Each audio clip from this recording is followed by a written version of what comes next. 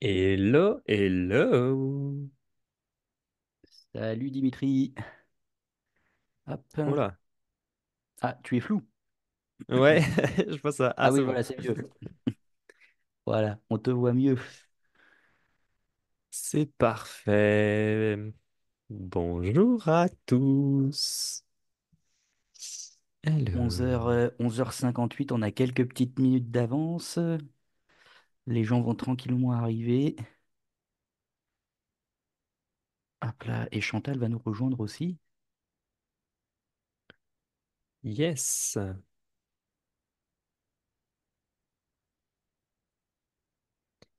Alors, ça c'est tout bon.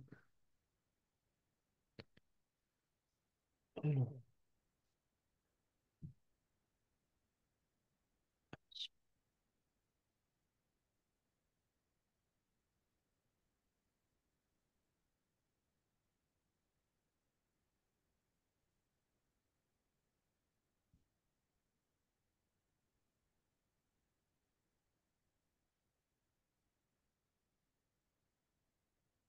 Hop là, ça y est, Chantal est arrivée.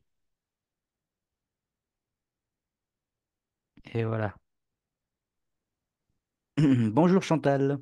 Bonjour, Comment ça salut va? Chantal. ça va super bien et vous deux, comment allez-vous? Ah bah ça va, hein. Ça, ça va, ça va. Ok. Hop là, bientôt les 100 000. Bah, c'est cool. Il y a du monde On dans la salle? croise. Hop là, ça arrive tranquillement.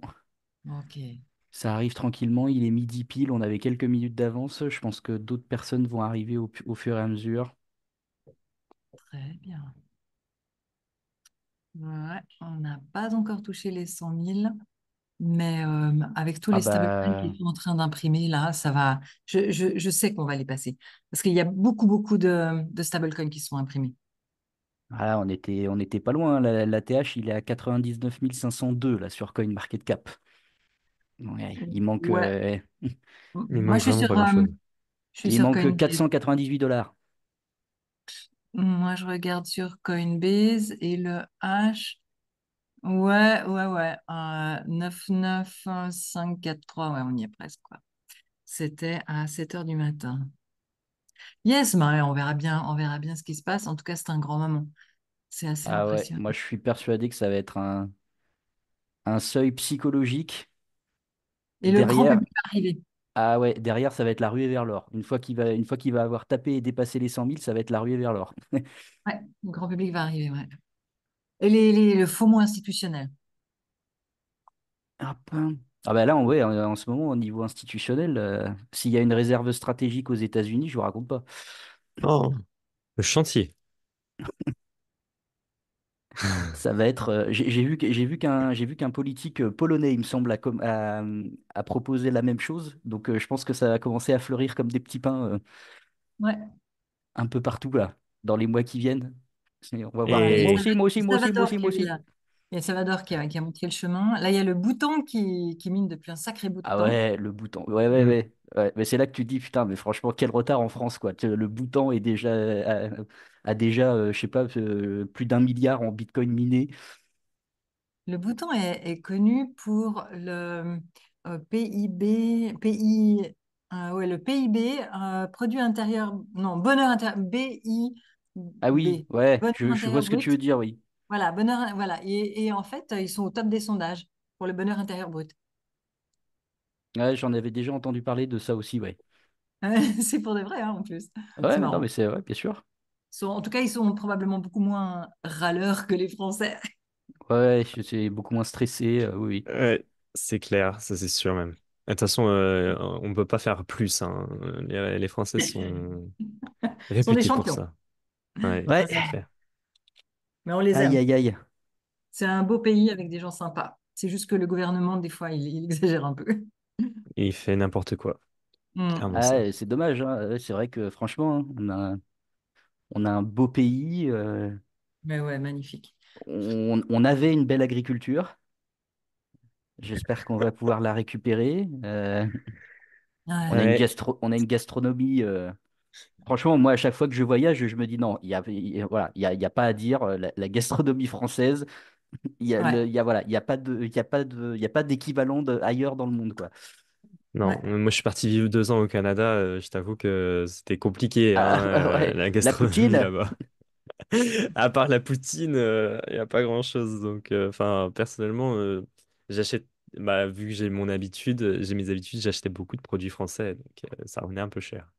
mais d'ailleurs, on voit souvent des reportages aux États-Unis, par exemple, des Français qui cartonnent, tu sais, en pâtisserie, boulangerie ou cuisine. Eux, là, quand ils s'exportent là-bas, ça, ils deviennent des stars, hein. Tout le monde vient chez eux, ils adorent.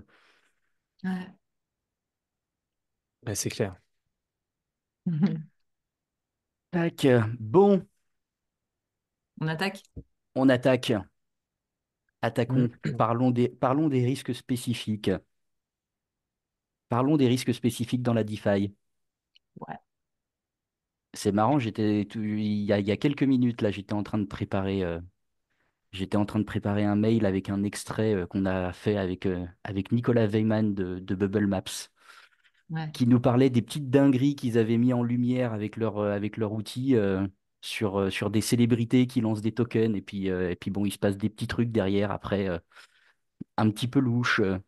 Et eux, avec leur data on-chain qui mettent bien en lumière, ben, ils le voient tout ça. Donc voilà, c'est certainement des liens avec les risques spécifiques qu'on va aborder. Yes. Alors, Exactement. par quoi vous avez envie de commencer? Très bonne question. En fait, il y a tellement de choses à parler là-dessus. Je pense que on pourrait. Bah oui, ce sont oui, risques spécifiques, mais peut-être qu'on pourrait prendre l'angle de, c'est quoi les risques dans la finance traditionnelle en gros, et puis après par effet miroir, bah, dans la DeFi, qu'est-ce qu'on retrouve ou qu'on ne retrouve pas? Oui, c'est un très bon angle d'attaque. Et puis après, on rajoutera là-dessus ben, les risques qui sont spécifiques à la DeFi et qui ne sont pas dans le Voilà, web. qui viennent, oui, voilà, c'est ça. Ah, Mais c'est une bonne idée. peut-être commencer par la finance traditionnelle que tout le monde connaît et se dire, OK, bon, voilà, alors vous connaissez Ouais. la finance traditionnelle, les risques, c'est ça, ça et ça. Et ben dans la DeFi, on en retrouve certains. Et puis, bon, bah, il y a des choses qui n'existent pas dans la finance traditionnelle. Yes, parfait. Tu me dis quand ça enregistre? Ah, c'est bon, c'est en route. Ok, alors bienvenue à tous. Ok, ok. Donc, nous allons parler des risques spécifiques à la finance décentralisée. Et sur l'excellente question de Nathan, nous allons commencer par comparer ça avec les risques de la finance traditionnelle. Est-ce qu'il faut qu'on se présente un petit peu d'abord, mais brièvement, hein, parce que je crois Oui, qu'il bah, nous là en oui, partie. je pense que les gens commencent à nous connaître. Voilà, il y a beaucoup de noms qui étaient déjà là sur les précédents. Donc, oui, vous pouvez dire deux, trois mots Ok, sur vous et puis après, on enchaîne. vite fait, ouais, d'accord. Donc moi, je suis Chantal Leng, je forme des investisseurs crypto, spot sur le marché secondaire, plutôt des gros comptes qui n'ont pas beaucoup de temps libre, je leur fais gagner beaucoup de temps. Et je suis aussi advisor dans des projets blockchain et je suis aussi, je fais partie de l'équipe pédagogique de la Blockchain Business School. À toi, Dimitri. Oui, bonjour à tous. Donc, je m'appelle Dimitri. Je suis youtubeur sur la chaîne d'Indecrypt et je suis aussi formateur pour accompagner les personnes, particuliers ou professionnels, à monter, à établir une stratégie et à sécuriser ces crypto-monnaies et aussi à les faire travailler sur la finance décentralisée principalement. Et je suis aussi donc Magnifique. formateur à la Blockchain Business School. Pour ça aussi Yes. qu'on est tous ici. Excellent. Bien. Alors, donc, les risques dans la finance traditionnelle, c'est généralement ce qui rapporte le plus, hein. Si on achète quelque chose de très risqué, on envisage d'avoir beaucoup plus de bénéfices en retour. Ben, dans le Web3, c'est pareil. Sauf que quand on s'y connaît, eh bien, on peut jouer sur le rapport risque-bénéfice et bénéficier justement des incohérences lorsqu'il y a beaucoup de bénéfices avec moins de risques. Donc, dans la finance traditionnelle, qu'est-ce qu'on a comme risque? c'est que le projet pour lequel on vient d'acheter des parts en equity ne réussissent pas, ils disparaissent. Il y a aussi le risque qu'ils se fassent, qu'ils partent avec la caisse, qu'il y ait quelqu'un de malveillant dans l'équipe. Qu'est-ce qu'il y a d'autre comme risque? Qui est le risque juridique, hein, qu'il se fasse accuser par son gouvernement d'avoir tel et tel, d'avoir pas bien géré ça. Qu'est-ce qu'on a d'autre? T'as des idées, Dimitri? Qu'est-ce qu'on a d'autre comme Oui, risque? le risque bancaire, notamment une banque qui peut faire faillite avec nos fonds dans un compte en banque ou les fonds d'un projet qui soit traditionnel ou décentralisé, et qui peut avoir des fonds dans une banque qui fait faillite et auquel cas, ben, là, il risque d'avoir une perte partielle ou totale du capital de la société, quoi. Ok. Et aussi des clients de la banque, quoi. Les banques qui font faillite, c'est quand même un peu plus rare dans le Web 2, mais c'est génial pour comparer ça avec le Web 3.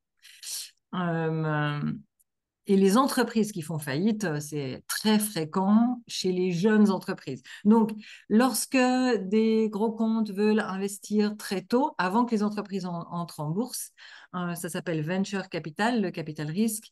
Évidemment, elles achètent ça très bon marché parce que c'est beaucoup plus risqué.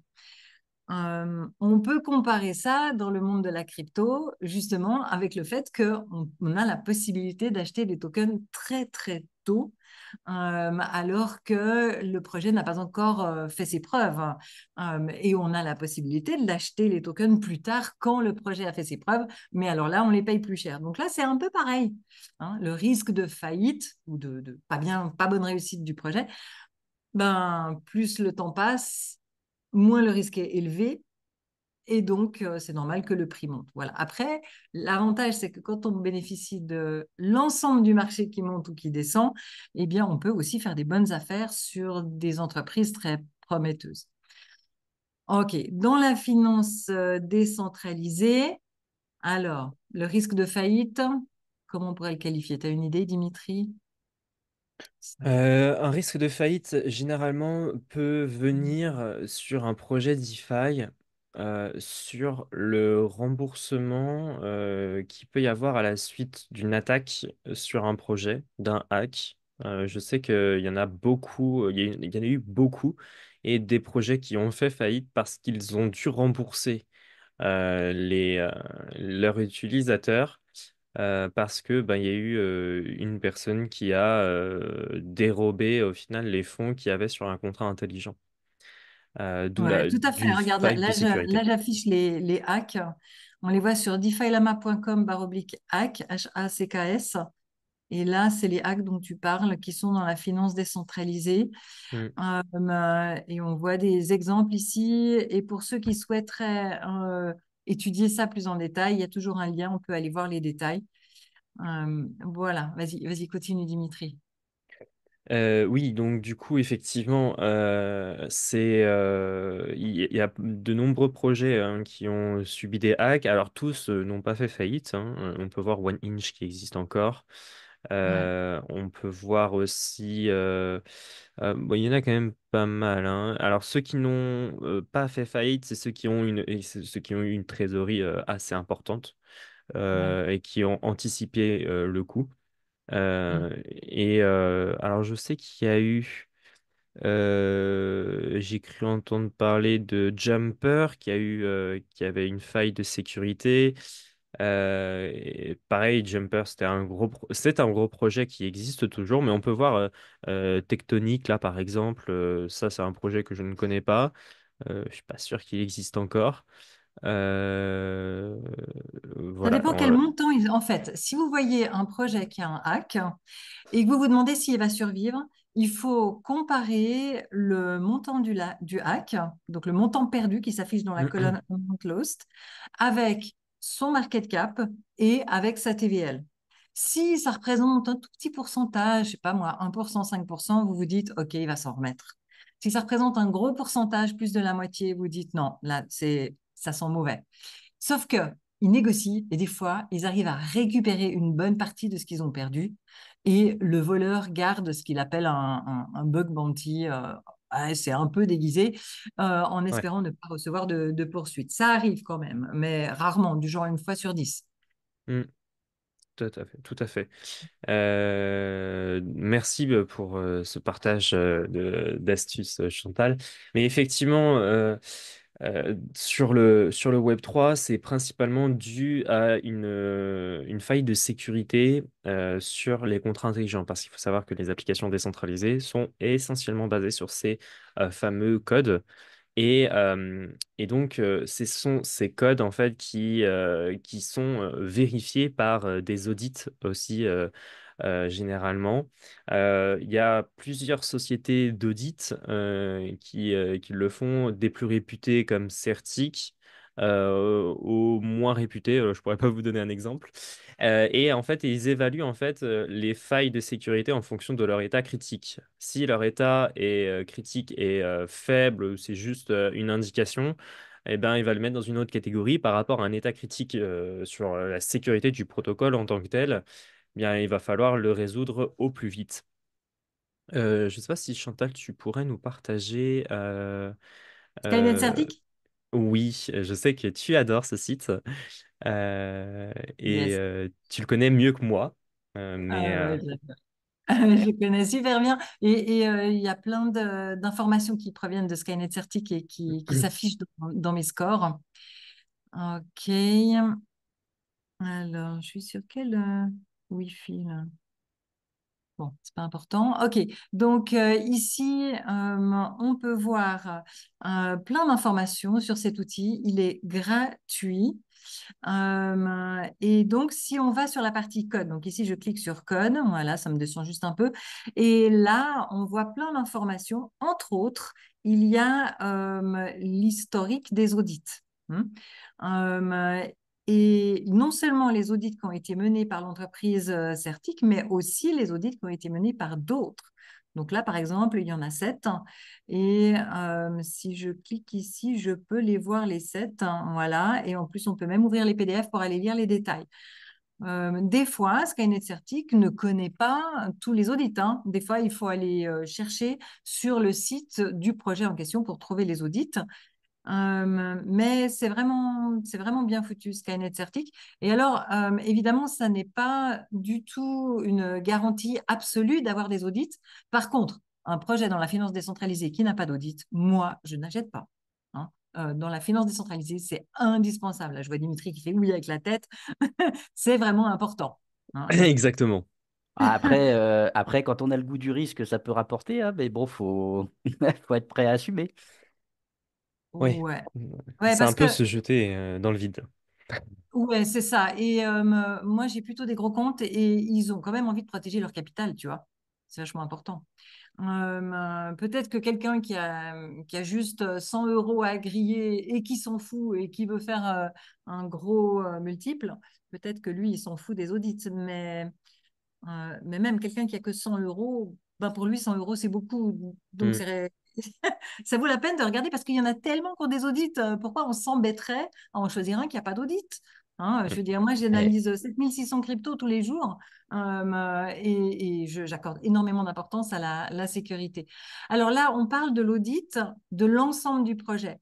L'ensemble du projet, il s'agit de beaucoup de smart contracts différents qui font différentes fonctionnalités. Déjà, il y a le smart contract du token lui-même, hein, la crypto elle-même. Et puis après, il y a tous les smart contracts qui ont été créés par le projet pour réaliser des fonctions. Dans le cas de AAV, il s'agit de faire des prêts et des emprunts. Hein, c'est vraiment mon exemple préféré dans le monde de la finance décentralisée.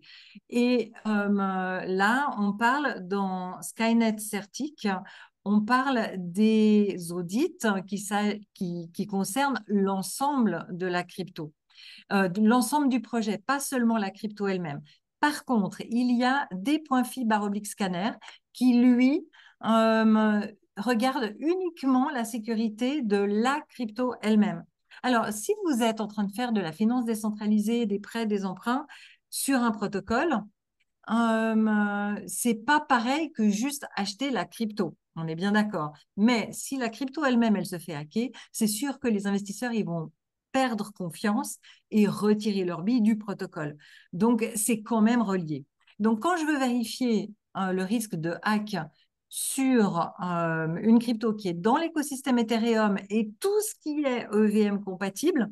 EVM, c'est Ethereum Virtual Machine. Par exemple, tout ce qui peut être affiché dans MetaMask, tous les différents réseaux. Ça fait un paquet de projets, énormément, des milliers, des milliers. Donc, à ce moment-là, je vais sur d.fi/scanner. Et là, on peut soit mettre le numéro smart contract, soit le nom de la crypto. Et ensuite, eh bien, ça va nous donner des infos sur la sécurité du token lui-même. Donc, c'est complémentaire à ce qu'on peut voir dans Skynet Certic que je montrais tout à l'heure. Et du coup, il va nous dire, voilà, lui, il a un excellent score, 95%. Et puis après, il y a encore le score safety. Mais bon, la partie qui est gratuite, bon, la gouvernance de AV, elle est excellente. Là, c'est juste l'outil qui n'est pas bien informé. Ça, c'est la partie que vous voyez gratuitement sans avoir l'abonnement. Et ça va vraiment vous aider à connaître la sécurité du token. Et alors après, si ce n'est pas dans l'écosystème Ethereum, mais que c'est dans l'écosystème Solana, vous pouvez aller voir sur solsniffer.com et là, vous tapez. Attends, donne-moi une idée de token sur Solana, s'il te plaît, Dimitri. Jup. Ouais, merci, Jupiter. Euh, voilà. Tac. Alors, bon, s'il y en a plusieurs, je vais vérifier sur CoinGecko ou CoinMarketCap quel est le bon numéro de smart contract. Bon, les perpétuels, c'est des produits dérivés, donc je pense que ça doit être celui-là. Voilà. Et comme ça, on peut aller vérifier où sont les points forts, les points faibles du token lui-même. Voilà. Après, pour le reste, il y a un token sniffer qui a quelques blockchains supplémentaires. Bon, ce sniffer est un peu lent. Euh, voilà. Et token sniffer a encore quelques blockchains supplémentaires. Euh, voilà. Et là, on peut taper le nom du token qui nous intéresse pour, typiquement ceux qui sont sur Linea. Mm. Linea est vraiment très, très intéressant. L'écosystème Linea, je pense qu'il va exploser. Mm. Euh, c'est un écosystème qui a été lancé par Consensus, le même qui a créé MetaMask. Et ils sont comme cul et chemise avec le gouvernement américain et ils sont réputés dans le monde entier. Ils aident à trouver les pirates, etc. Et donc, l'écosystème Linea, malheureusement, n'est pas encore couvert par des points FI, alors que pourtant, il est EVM compatible. C'est vraiment surprenant. Mais du coup, on peut le voir dans Token Sniffer. Voilà, alors j'arrête le partage et je vais changer de hotspot parce que j'en ai un mieux que ça. Yes. Dis-moi, Dimitri, qu'est-ce que tu penses qu'on devrait partager encore, que ce soit par rapport au hack ou que ce soit par rapport à d'autres risques spécifiques à la finance décentralisée? Oui, alors j'allais parler Alors, je sais que sur les précédents lives, j'en avais aussi déjà parlé, mais on va en reparler parce que c'est une notion très importante. Notamment à la suite des différents hacks. Si vous souhaitez aller sur différentes plateformes de la finance décentralisée, donc, ça vous intéresse, mais au final, vous n'avez pas forcément le temps de vérifier quoi que ce soit, etc. Vous voulez juste, enfin, vous êtes hypé par le projet, etc. et que vous souhaitez quand même mettre un petit peu de fond. Alors déjà, dans un premier temps, séparez bien la totalité de votre capital d'un premier portefeuille VS un autre wallet sur lequel vous allez être un peu plus sur la DeFi, sur des projets un peu plus risqués. Donc, créez-vous un autre wallet spécialement dédié pour ça. Vous l'appelez DeFi, DeFi Investor, enfin ce que vous voulez. Et avec ce portefeuille, vous allez pouvoir jouer sur des protocoles qui seront un peu plus risqués. Vous mettez 10, 20, 30 balles. Vous mettez sur des layers 2 comme Base, Linea, on l'a cité, Polygon, etc. Vous rechargez votre compte. Et là, vous allez pouvoir tester les différentes applications DeFi. Qu'est-ce qui me fait mon ordinateur? Ok. Et ensuite, avec ce wallet, vous y interagissez. Alors, personnellement, moi, j'utilise Rabi. Wallet Ouais, Rabi, t'as raison. Un Rabi il Wallet, est, il est beaucoup plus sécurisé que MetaMask. T'as bien raison. voilà, c'est ça. Alors, en fait, là, pourquoi on entend beaucoup parler de ce fameux wallet qui s'appelle Rabi? C'est tout simplement un lapin blanc sur un fond violet. Et en fait, ce wallet permet déjà de visualiser tous ces tokens sur n'importe quel réseau dans un seul et même endroit. Donc ça, déjà, c'est assez intéressant, surtout quand on fait de la finance décentralisée. Et en plus de ça, on a la possibilité de voir des approbations. Alors, des approbations, c'est lorsque vous allez interagir avec une application DeFi. Vous allez devoir approuver un token avant de l'utiliser. Cette approbation, vous allez dire, en fait, au contrat intelligent de ce jeton qu'il peut utiliser une certaine quantité de jetons sur votre portefeuille. Donc, en fait, vous lui autorisez à prendre un certain type de jeton. Et ensuite, vous allez pouvoir le déposer sur un protocole ou l'échanger. Eh bien, c'est cette autorisation qu'on peut apercevoir sur Rabi qu'on va pouvoir révoquer. Parce que si le token, comme nous a pu nous montrer Chantal, sur des points phi, où le smart contract pourrait ne pas être sécurisé, eh bien, si vous avez un doute, vous allez sur donc Approval, sur votre wallet Rabi, vous révoquez votre approbation et comme ça, vous êtes tranquille. Il ne pourra plus venir utiliser une certaine quantité de jetons sur votre portefeuille. C'est une mesure de sécurité qui est très importante. Et en fait, on peut vite, au final, en fait, on peut vite venir tester de nombreuses applications sur la DeFi sans forcément s'en rendre compte parce que bah, on approuve un certain type de jetons, même sur une eSwap par exemple, sur l'un des plus gros exchanges sur la finance décentralisée. Mais on peut venir utiliser des tokens que, bah, voilà, qu'on entend un petit peu parler à droite et à gauche, surtout en période de bull market. Les débutants, enfin avec les débutants, on entend beaucoup parler. Ah, j'ai vu tel token, t'en penses quoi, machin, j'en ai échangé pour un tel, machin.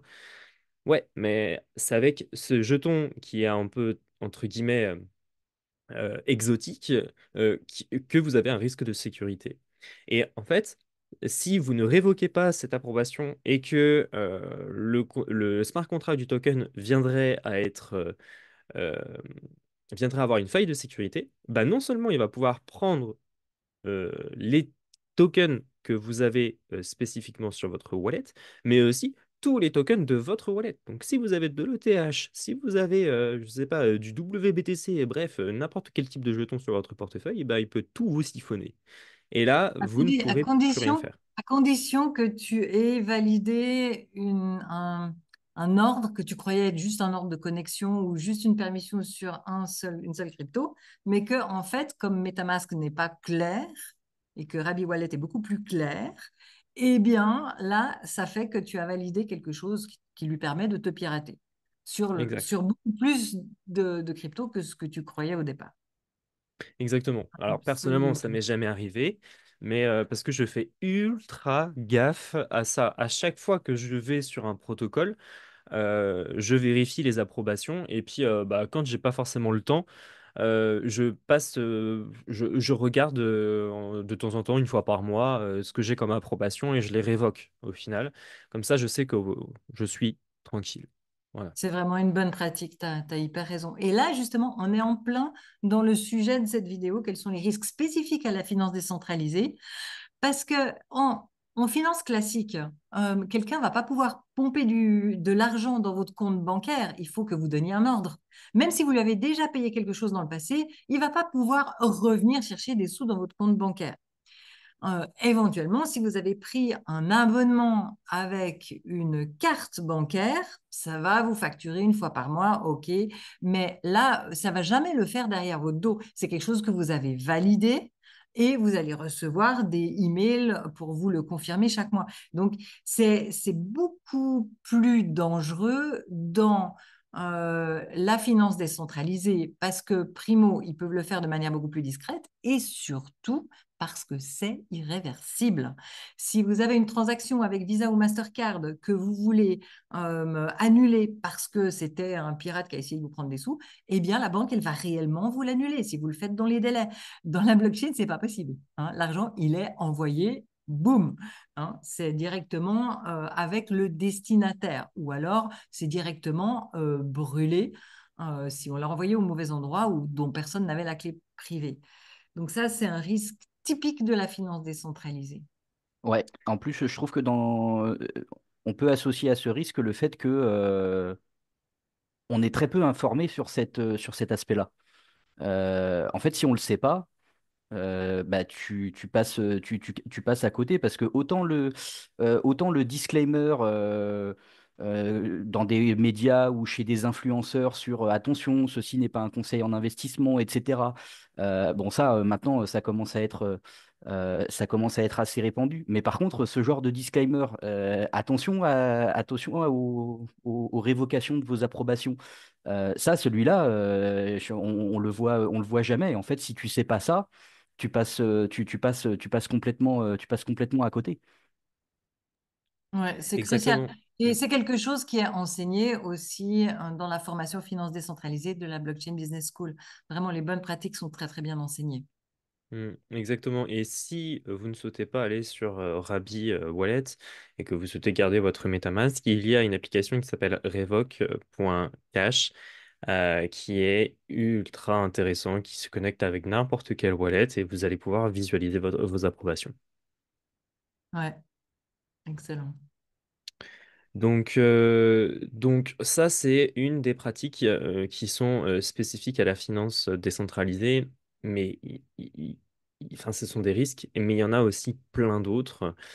Euh, Moi, j'avais en tête différentes applications sur la DeFi qui permettent au final d'avoir cette sécurité. Donc, on a Revoke.cash euh, sur les approbations. Mais au final, le mieux dans tout cela, c'est que si vous souhaitez faire travailler vos cryptos, le moins, le- c'est- pour éviter de faire, pour éviter les risques de sécurité, pour éviter de perdre votre capital, le mieux, ce serait de laisser votre argent sur votre portefeuille. Et il existe des portefeuilles qui vous permettent, on a pu le voir qu'il y a eu une nouvelle fonctionnalité qui a été mise en place. Alors en France, ça ne sera pas encore le cas, ça va peut-être venir dans les prochains mois.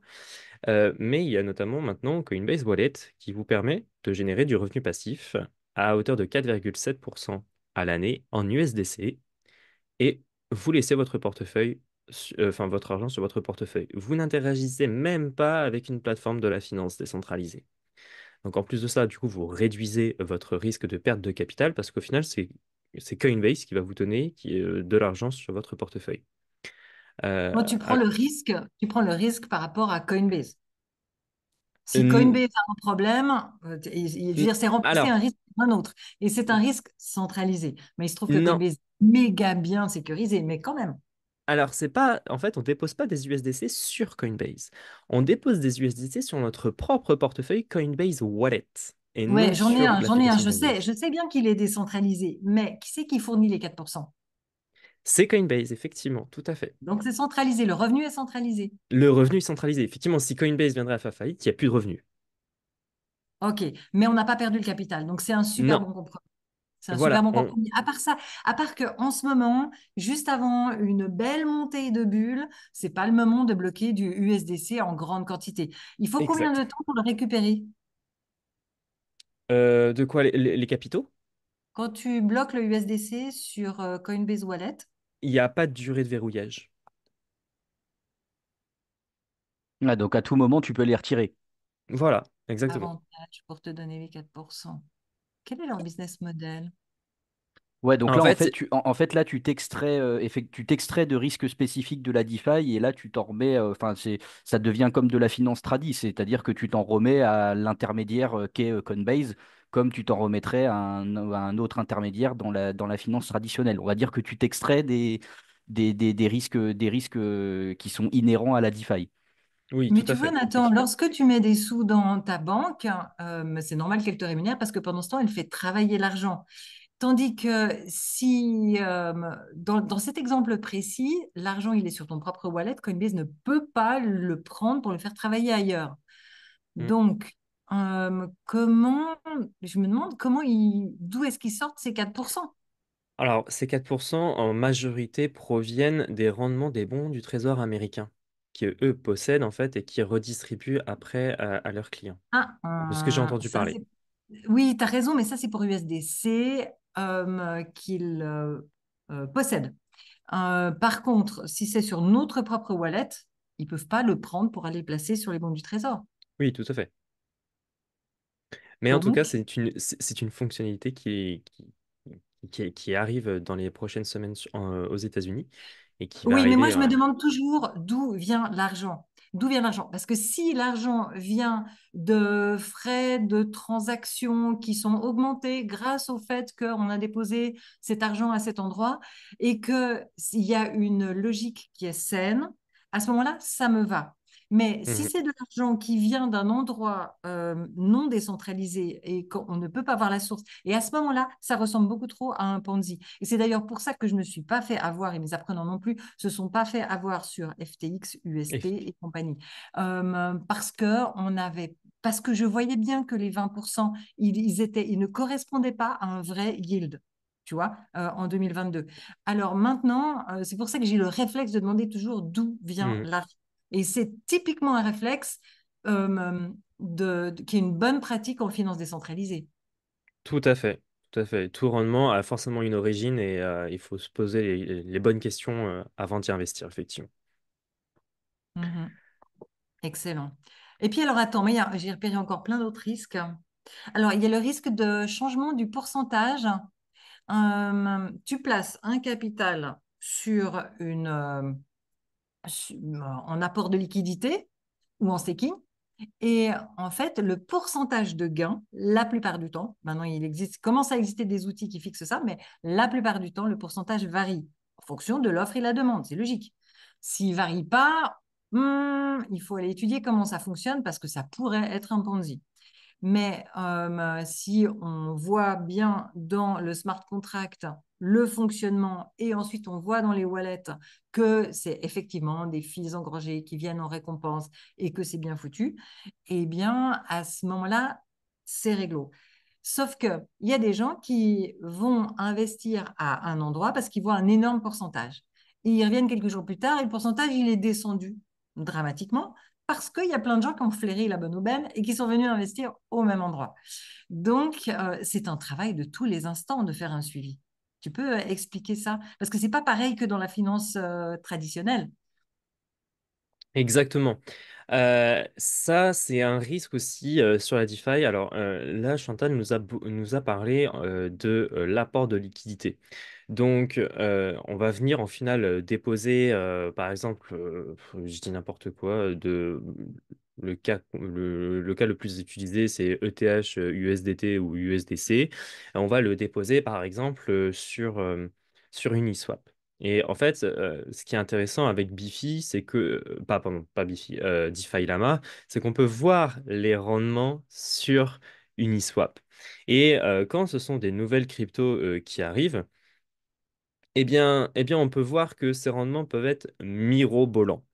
Et pourquoi? Ben, parce que tout simplement, il y a très peu d'apport de liquidité et il y a très peu d'apport de liquidité et le token vient tout simplement, vient tout juste d'être créé. Donc il y a énormément de personnes qui veulent acheter ce token pour ajouter ce token dans de la liquidité. Et auquel cas, les rendements sont tout aussi importants. Et après, ils vont venir ces rendements vont venir diminuer parce que ça peut pas tenir sur du long terme. Très concrètement, là, on est à, je sais même pas combien de pourcents, il y a tellement de C'est chiffres. énorme, c'est énorme. Mais C'est regarde, énorme. regarde, en fait, c'est ce que tu viens de dire, c'est qu'il y a très peu de liquidité. Regardez, regarde, là, il y a vraiment très, très peu de liquidité. Donc, si vous cherchez une bonne affaire, vous cliquez sur APY. Hein. Donc, ça, c'est le rendement. Quand il y a un Y au lieu du R, là, dans APY, c'est Le rendement composé. analysé en comptant l'effet compounding de réinvestir les gains. OK. Donc là, si vous scrollez, vous cherchez où est-ce qu'il y a vraiment un joli volume, vous cherchez le M. Voilà. Là, ça, c'est 75 millions.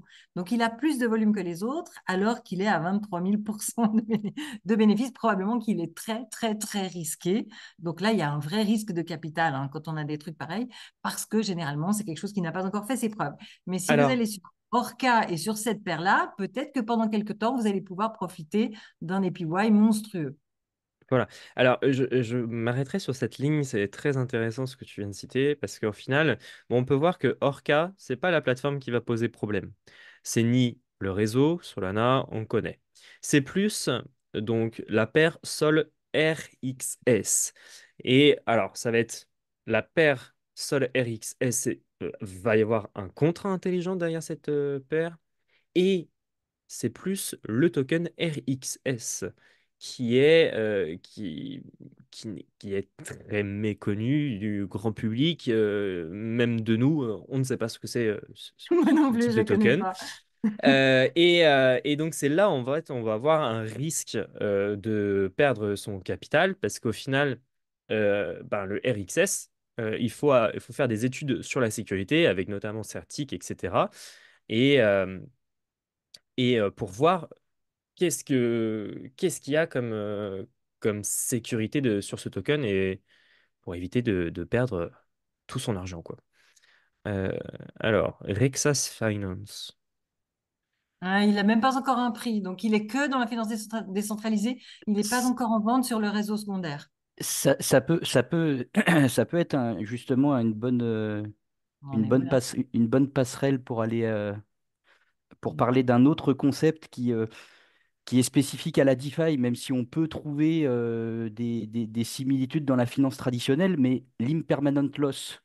Yes. Justement, là, quand on parle de cette paire avec voilà, avec Solana qui est, bon, qui est assez connu et on va dire qu'il y a une certaine, qu'il y a une certaine robustesse, en tout cas, au moins par sa TVL, etc., son market cap, voilà. Et un token qui, lui, est voilà, inconnu au bataillon. Et ça, ce principe-là, c'est ouais, c'est très spécifique à la DeFi aussi, et c'est le genre de truc aussi qui peut faire, enfin, qui peut provoquer quelques surprises quand on le connaît pas et qu'on n'en tient pas compte. Ouais, ouais, Et absolument.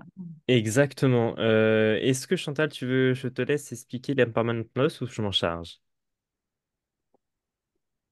Je te Non, je vois que tu vois pas étais ce que bien tu... parti sur les images Sur d'illustration. les courbes. Oui, volontiers. Qu'est-ce qui t'intéresse comme courbe? Celle-ci?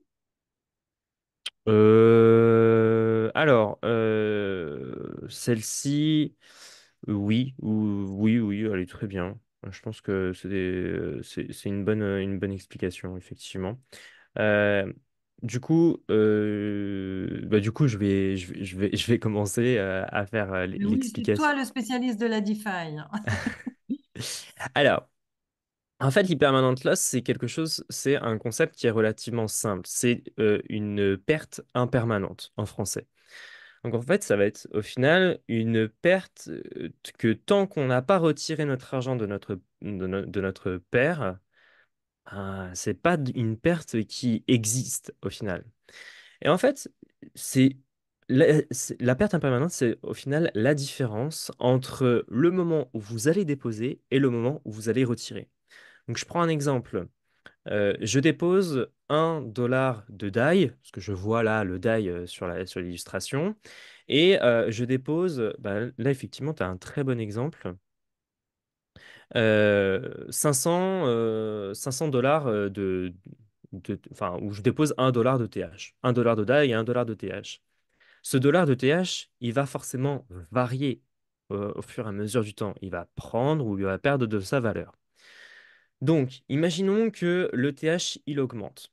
Nous, en tant qu'apporteurs de liquidité, on va perdre de la quantité d'Ethereum parce que les gens vont vouloir acheter de l'Ether. À l'inverse, on va prendre du DAI Parce que du coup, les gens vont nous donner leur DAI et prendre nos ETH. Et donc, tant qu'on n'a pas retiré, au final, ces deux quantités de jetons vont varier. Et nous, ce qu'on va faire, c'est qu'on va tout simplement garder les frais que la plateforme décentralisée va prendre sur les personnes qui vont échanger leurs tokens. Donc, sur Uniswap, si je ne dis pas de bêtises, ça varie en fonction de la volatilité de la paire de la paire de liquidité. Donc, demain, là, c'est de l'ETH DAI, on est peut-être à 0,01%, il me semble. Donc, on va prendre 0,01% sur l'échange. Voilà, ça, c'est ce qui va nous revenir dans notre poche. Maintenant, imaginons que l'ETH se casse la figure. Eh bien, on va avoir plus d'ETH que de DAI par rapport au moment où nous avons déposé. Et donc, bah, tout dépend du moment où vous allez retirer. Imaginons que vous retirez en période de bull market, eh bien, vous allez généralement ressortir gagnant. Si à l'inverse, vous retirez en période de bear market, ben, si l'un de vos jetons est volatile, eh bien, vous allez en ressortir perdant. Donc, il faut toujours faire attention dans la pool de liquidité dans laquelle vous allez déposer. Moi, de mon côté, je préconise généralement à mes apprenants de déposer dans des pools de liquidité avec deux jetons de la même valeur. Par exemple, DAI USDT, DAI USDC. Et comme ça, vous êtes sûr que demain, ben, votre DAI va toujours valoir 1 dollar et vos USDC va toujours valoir 1 dollar. Donc au final, vous allez prendre sur un, mais vous allez perdre sur l'autre, mais au final, ça restera toujours la même valeur. Voilà pourquoi, en final, les pertes impermanentes, c'est quelque chose qui peut être très nébuleux, mais quand on a compris, personnellement, moi, j'évite les pools de liquidité avec des tokens qui varient énormément. Excellent, merci. Au passage, si vous avez du mal à retrouver le DAI, ne vous inquiétez pas, il vient de changer de nom, il s'appelle USDC. Maker vient de changer de nom, il s'appelle Sky. Non, pardon, pas USDC, USDS. Et le tout a migré sur Solana, ce qui est totalement choquant puisque le DAI était vraiment fait par des gens qui étaient vraiment fans de Ethereum. Et ben maintenant, tout ça, ça a migré sur Solana. C'est tout nouveau. Mais ça reste 1 dollar, donc l'exemple est absolument parfait. Ah ouais, mais dis Yes. donc, je sais pas, j'ai loupé cette info, moi. Ah ouais, c'est tout récent. C'est choquant. Ok, ok, je Alors, reste sur le cul. j'arrête le partage. Yes. Mais bon, ça reste très intéressant. Ok, qu'est-ce qu'on a d'autre comme... Je, je voulais rajouter un petit truc. Lorsque tu partageais tout à l'heure sur DeFi Lama les rendements des pools de liquidité, il y avait une catégorie APY et il y avait une autre catégorie juste à côté, c'est base APY. Alors, les APY, généralement, il faut faire très attention sur DeFi Lama parce que, comme on a pu le voir, on peut avoir des rendements assez fous. Et si vous voulez utiliser DeFi Lama pour visualiser les différents rendements, concentrez-vous sur le base APY parce que la catégorie APY, en fait, il va vous prendre le rendement base APY plus reward APY. Et la catégorie généralement reward APY, ce sont des tokens qui sont fraîchement créés par le protocole. Et c'est généralement Ah, je pas savais pas ça, mais c'est génial, merci. Et ça, ce sont les tokens qui ne sont pas les mêmes tokens que vous avez dans votre pool de liquidité. Et auquel cas, ben, il va falloir généralement swapper ces tokens pour récupérer le token initialement que vous avez déposé. Et donc, c'est pas quelque chose qui est intuitif parce qu'au final, il va falloir que vous alliez à chaque période, donc ça peut être tous les jours, toutes les semaines ou tous les mois, convertir ces différents types de tokens en tokens d'origine pour avoir votre vrai rendement. Parce que ce token Reward APY va forcément varier sur du court terme. Parce que son prix n'est pas fixe. Donc c'est pour ça, moi, quand je vais sur DeFi Lama, je ne regarde pas Rewards APY, ni même APY, je regarde la base APY. C'est le plus important. Et ensuite, en fonction du rendement, forcément, plus votre rendement est élevé, plus vous prenez un risque. Donc Donc là, là, si je moi, regarde le Baby Doge Swap, il a 4600% d'APY, mais en fait, la plupart, c'est des tokens qui viennent d'être créés, c'est ça? Et qui en exactement, plus, tout à c'est fait. un autre token qu'il va falloir transformer pour pouvoir ensuite le vendre. Exactement. Donc ça va faire une pression à la vente qui va être horrible. Exactement, tout à fait. C'est pour ça que j'évite absolument ce type de catégorie. Et c'est pour ça DeFi Lama Ah est ouais, très, très, très intéressant par rapport à ça. ah ouais, excellent. Donc voilà, je voulais vous partager cette astuce si vous êtes intéressé pour l'apport de liquidité. Merci, super. Après, il y a un autre risque dont on pourrait parler, c'est le risque de liquidation. Alors, effectivement, le risque de liquidation arrive généralement sur des prêts. Donc, lorsque vous déposez de l'argent sur AAVE, par exemple, si vous ne faites que simplement déposer, vous n'avez pas de risque de liquidation. Le risque de liquidation vient généralement que quand vous faites un prêt sur cette plateforme. Donc, généralement, bon, c'est AAVE principalement. Euh, donc là, ce que nous montres, Chantal, est-ce que tu peux nous expliquer le graphique? Je pense que ce graphique nous montre à quel prix il faut être pour qu'il y ait un max de liquidation.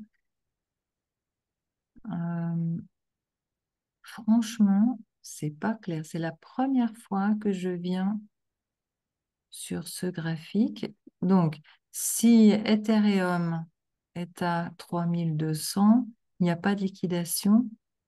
Moi, je le comprends pas. Moi, je le comprends pas. C'est la première fois que je viens sur ce graphique. On parlait de liquidation, j'ai vu liquidation dans la marge de gauche, j'ai cliqué là, mais franchement, ça m'inspire pas. Donc, C'est, c'est, c'est pas quelque chose que j'utilise souvent, ce type de graphique. mm, Personnellement, moi, je me base en fait, généralement déjà, je ne quitte pas AAVE. Voilà. Je ne vais pas sur un autre protocole que AAVE pour faire des prêts et des emprunts. Et en fait, lorsqu'on va venir emprunter, donc on va avoir une dette. Et cette dette va avoir une taille. Et plus on va venir emprunter de l'argent, alors je prends le cas des prêts et d'emprunts sur AAVE, parce que c'est le plus connu de tous. Plus on va venir emprunter d'argent sur AAVE, plus la dette va être importante. Et si cette dette est importante, eh ben, votre ratio de liquidation va venir se diminuer et il va s'approcher du ratio 1. Le ratio 1, c'est à partir du moment où votre dette est égale à votre dépôt initial. Et si vous dépassez ces 1, vous avez la liquidation, ce qui veut dire que le protocole AAVE va venir prendre votre dépôt initial pour rembourser la dette et auquel cas, vous perdez la totalité de vos fonds. Et c'est pourquoi, en fait, il faut éviter de s'approcher au maximum du 1.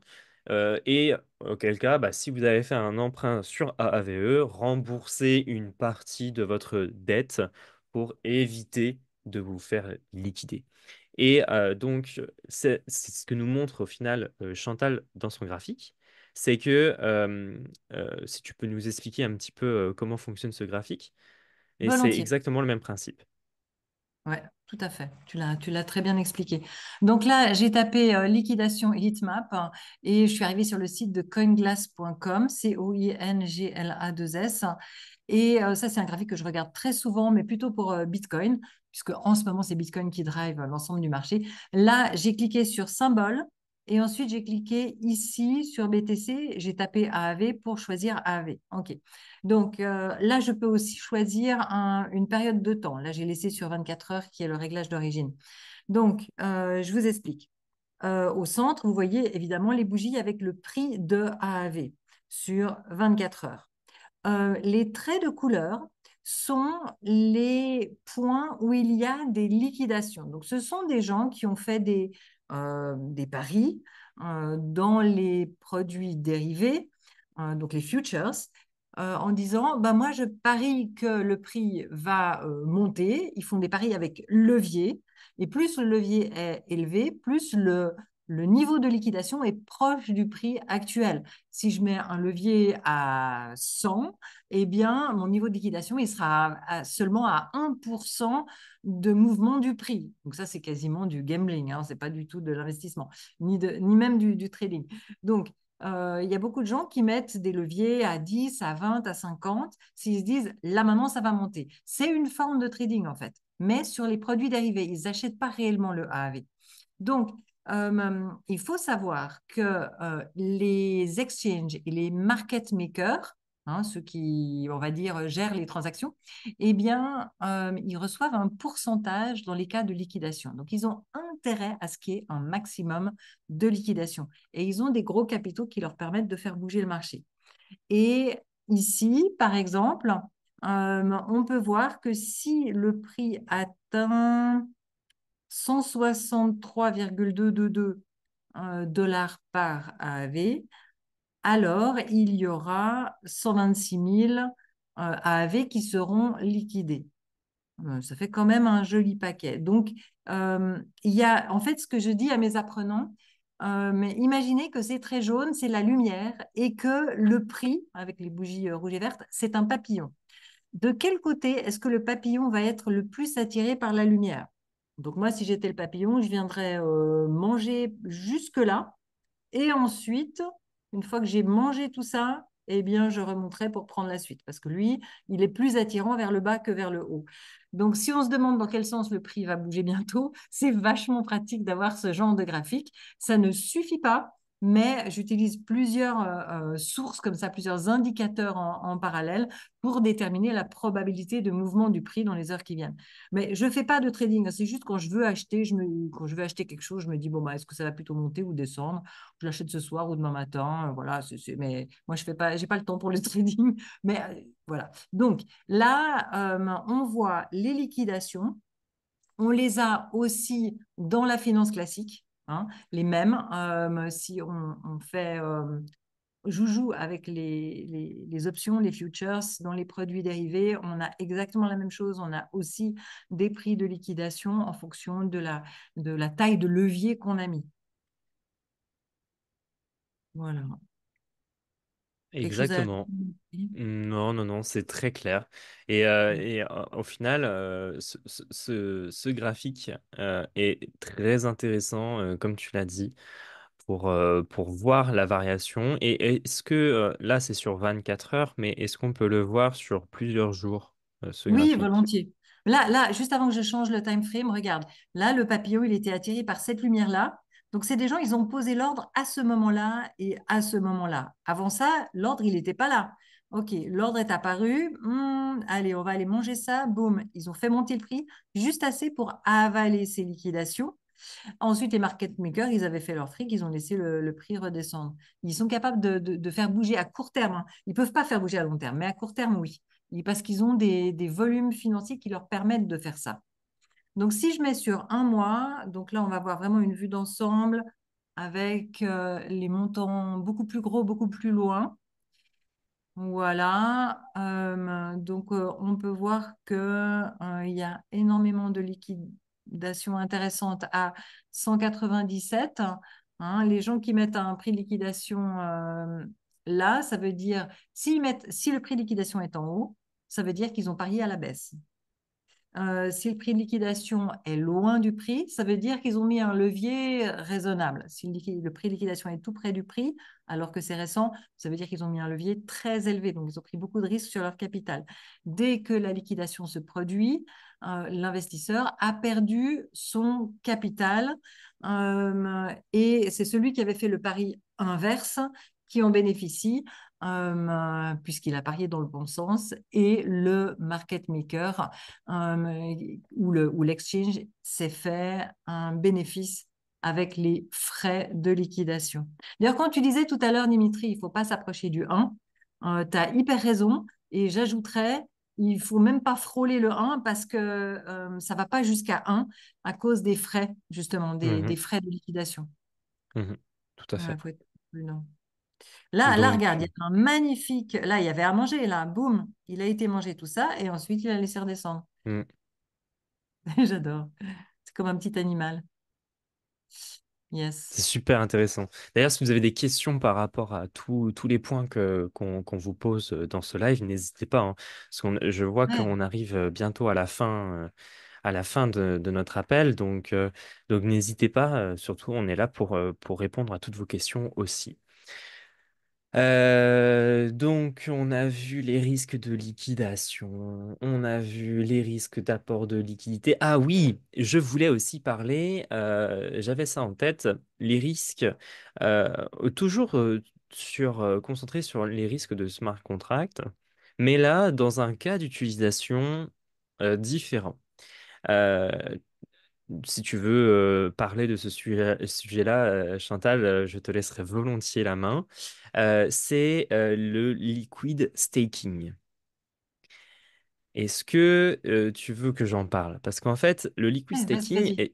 est aussi un risque qu'on emploie sur la finance décentralisée.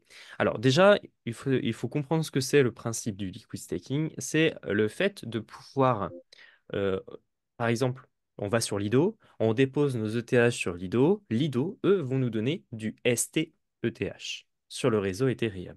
Bon, ce jeton, c'est du liquid staking. Ça veut dire que grâce à ce jeton, Lido va venir nous reverser les frais qu'il aurait perçus de la blockchain Ethereum via ses validateurs. Donc ces validateurs, ce sont ces fameux ordinateurs qui vont valider les transactions sur la blockchain Ethereum avec nos ETH déposés dans ces fameux ordis. Et eux, Lido, vont reverser les gains perçus de ces ordinateurs à tous les détenteurs des ST-ETH en fonction de leur dépôt initial. Donc en fait, en fonction de leur quantité de ST-ETH détenus sur leur wallet. Et au final, le risque via ce liquid staking, voilà, merci pour cette illustration, Chantal, très bien expliqué. Alors là, c'est pour le cas d'un prêt sur le liquid staking. Euh, donc ça, c'est ce qu'on appelle une boucle de farming. C'est pouvoir faire un effet de levier avec la finance décentralisée. Mais je reviendrai après sur ce cas d'utilisation. Mais le liquid staking est important. Donc voilà, merci pour cette illustration. Donc, en fait, le liquid staking est aussi un risque qu'on va prendre lorsqu'on va venir déposer nos ETH sur le protocole sous-jacent. Donc là, en l'occurrence, c'est Lido. Parce que s'il ne respecte pas toutes ces conditions d'être euh, d'être un validateur sur le réseau, eh bien, notre jeton, là en l'occurrence le ST-ETH, pourrait venir perdre de sa valeur par rapport à l'Ethereum. Parce que sur le réseau ETH, un ST-ETH égale un Ether. Mais on a pu le voir que lorsqu'ils ont lancé leur token ST-ETH, il ne valait plus un Ether. Parce qu'il y a eu une perte de confiance envers ce ST-ETH de par les utilisateurs et les investisseurs. Donc les gens vendaient tout et auquel cas ça a fait chuter légèrement le prix du ST-ETH. Donc c'est pour ça que c'est aussi un risque que vous utilisez, que vous avez si vous allez sur la finance décentralisée et notamment sur le liquid staking. N'utilisez pas des plateformes qui sont très peu connues. Allez sur DeFi Lama, vous regardez les plus gros protocoles de liquid staking sur le token qui vous intéresse. Je sais que DeFi Lama nous le montre très bien. Si tu vas dans la catégorie DeFi et que tu vas dans alors ça va être dans les overviews. Ça va être dans l'overview. Et là, si tu descends, tu as donc, en fonction des catégories, si tu cliques sur Liquid Staking, dans un des protocoles, peu importe. Bon, là, on peut voir déjà que Lido, c'est le premier. Et ensuite, on a le Binance Staking ETH. Donc là, C'est principalement du stacking d'Ethereum. Donc, si tu cliques sur Liquid Staking dans la catégorie, on va voir tous les protocoles de Liquid Staking et en fonction de leur réseau. Donc là, Lido, ils sont sur Ethereum principalement, mais je sais qu'ils sont aussi sur Polygon avec leur S thématique. Sauf que là, DeFi Lama ne le marque pas. Ouais, il les Binance, a séparés, je pense. oui. Binance, donc là, c'est Binance Staking ETH, mais je sais que Binance sont aussi donc sur la BSC et ils sont aussi sur Solana. Ils ont lancé leur BN Sol. Donc ensuite, on a le Jito, donc là c'est sur Solana. Rocket Pool, c'est sur Ethereum. Donc voilà, là ce sont les plus gros protocoles en fonction de leur TVL, leur valeur totale bloquée sur le protocole. Donc la TVL en anglais c'est Total Value Locked. Donc, c'est important d'aller sur les plus gros parce que vous allez avoir un gage de sécurité plus intéressant que si vous allez sur des protocoles qui sont les moins utilisés. Voilà, genre par exemple, moi, j'irai jamais déposer un seul centime sur le WYND. Voilà. Je ne sais pas d'où ça sort, je ne sais pas ce que c'est. Donc, faites très attention à ce type de protocole. Ok, bah là, si je prends ceux qui ont le plus augmenté en un mois, je pense que c'est une augmentation de la TVL. Oui, c'est là Ok. l'augmentation de TVL. Ok, et que je sélectionne ceux qui ont une grosse TVL. Si je regarde verticalement, la plus grosse, c'est celui-ci, Mm. 854 millions, Binance Staked Sol. Je pense que c'est quelque chose d'assez solide. Alors, Oui, pourquoi est-ce qu'il a augmenté? parce qu'il vient tout juste d'être créé. Ouais, parce qu'il vient d'être créé. Ah bah oui, alors du coup, c'est facile d'augmenter s'il Ben part de voilà. zéro presque. Ah bah oui, bien vu, bien vu. Donc, Ok. donc voilà. Et Ah là, il y a des maintenant, billions, regarde, billions. Il y ouais, a des alors gros. Sanctum est assez reconnu dans l'écosystème du liquid staking. Euh, c'est un protocole qui est assez en vogue, notamment sur Solana. Bon, c'est pas quelque chose que j'irais déposer de la liquidité, mais je sais que j'en entends beaucoup parler. Et Pourquoi tu irais maintenant, pas, Dimitri? Pourquoi tu irais pas?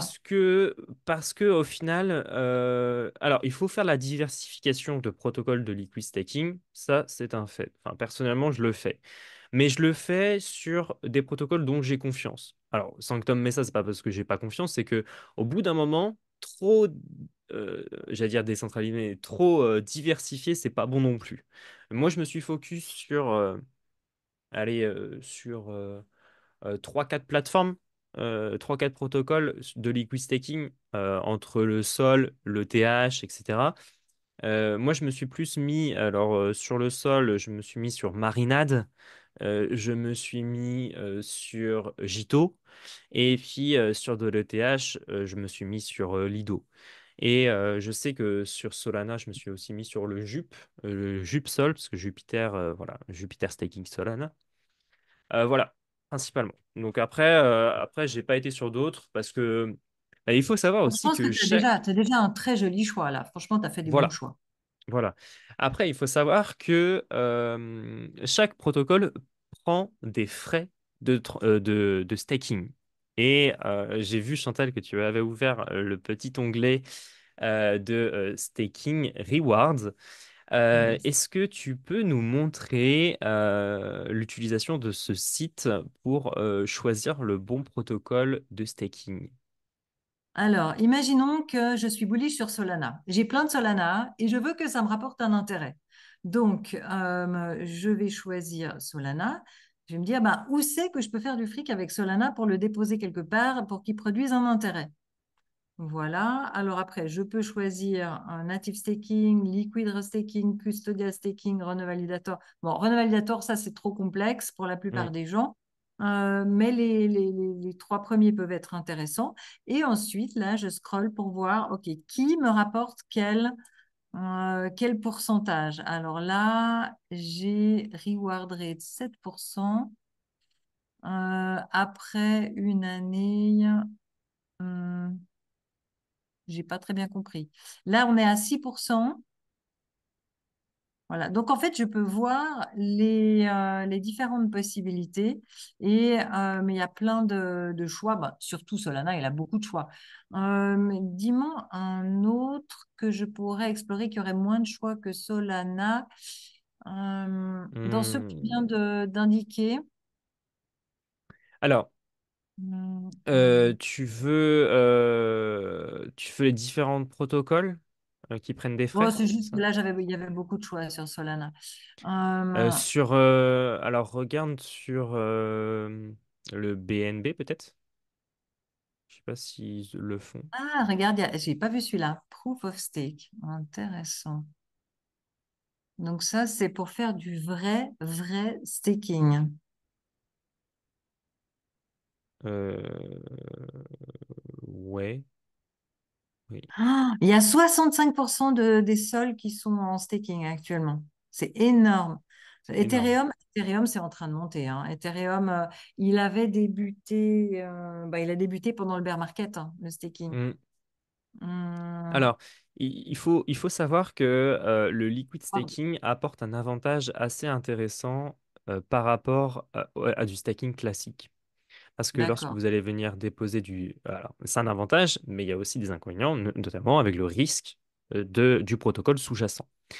Euh, il faut savoir que si vous faites du staking normal, vous allez donner vos tokens à un validateur, et puis ça va être le validateur qui va faire tout le travail. Et ensuite, vous allez recevoir vos sols en récompense. À l'inverse, native staking sont verrouillés. Vous ne pouvez pas les récupérer tout de suite en fonction du réseau. Alors, je sais que sur l'écosystème Cosmos Network, c'est 15 à 25 jours. Sur Ethereum, ça se retire sur 2 à 3 jours, il me semble. Et Solana, c'est à peu près cette target-là. Si vous faites du liquid staking, vous allez pouvoir les échanger contre du sol à tout moment. Et ça, c'est assez intéressant parce que vous pouvez l'obtenir en instantané. Par contre, l'inconvénient, effectivement, c'est la plateforme derrière. Donc là, c'est assez intéressant sur le liquid staking. En fait, on va avoir différents protocoles et on peut voir que chaque protocole peut nous prendre des frais. Et ça va être sur ces frais qui vont se rémunérer, mais ça va diminuer et ça va baisser notre ratio, notre reward rate. Et donc là, on peut voir que Jito est important au niveau des frais. Ils prennent 10%. Mais si on regarde d'autres protocoles, ils sont à 8,13. Marinade Finance est à 8,69. Jupiter 6,57. On peut voir qu'il y a une énorme marge quand même. Et donc voilà, chaque protocole va se prendre des frais. Donc ce site est assez intéressant. Voilà, donc 10%. Et je sais que les plateformes... ah ok, bah InnoStaking 10% aussi. Mais je sais que chaque plateforme a ses propres pourcentages et ses propres frais. Et ce site est intéressant, Stacking Reward, pour venir visualiser quel est le protocole qui rémunère le plus. Alors, ça varie, hein. Là, on est à 8,69, mais je sais que au moment où j'ai fait ma petite analyse, Marina était plus faible que le Jito. Donc voilà, ça varie. Comme disait Chantal tout à l'heure, ça varie en fonction de l'offre et de la demande aussi, notamment. Tandis que dans la finance traditionnelle, tu achètes un produit, par exemple, voilà, un compte d'épargne, un livret A, on te promet un pourcentage misérable, mais on te promet un pourcentage et il est fixe parce Voilà, qu'il ne dépend pas des transactions et des bénéfices de ce qui pourrait se passer, etc. tout à fait. Ouais. Donc c'est intéressant. Et alors au niveau du risque, hein, comme tu l'as dit, très bien dit, lorsqu'on fait le liquid staking, c'est un peu comme un sandwich où il y a une couche de plus. Donc il y a un smart contract de plus entre deux, donc il y a un risque de plus. Voilà. Exactement, voilà, tout à fait. Tu as très bien résumé. Plus il va y avoir d'intermédiaires, plus il va y avoir de risques. Ouais. Même si c'est vraiment décentralisé, que c'est des intermédiaires totalement automatisés dont on connaît le code et dont on peut voir les wallets, ça reste un risque de quelque chose qui pourrait se faire hacker. Tout à Ouais. fait. Donc voilà, les amis, je ne sais pas si vous avez des besoins, si vous avez des questions ou quoi que ce soit, n'hésitez pas à nous Tu peux voir les lâcher. questions? Moi, je ne les vois Oui, pas, les questions. oui, si, si, je peux les Ok, voir. très bien. Pour le moment, je n'en ai pas. Donc, Ok, bah, alors si là, on... je peux parler. S'il n'y a pas de questions, je voudrais parler de Nexus. Vas-y, je t'en prie. Génial.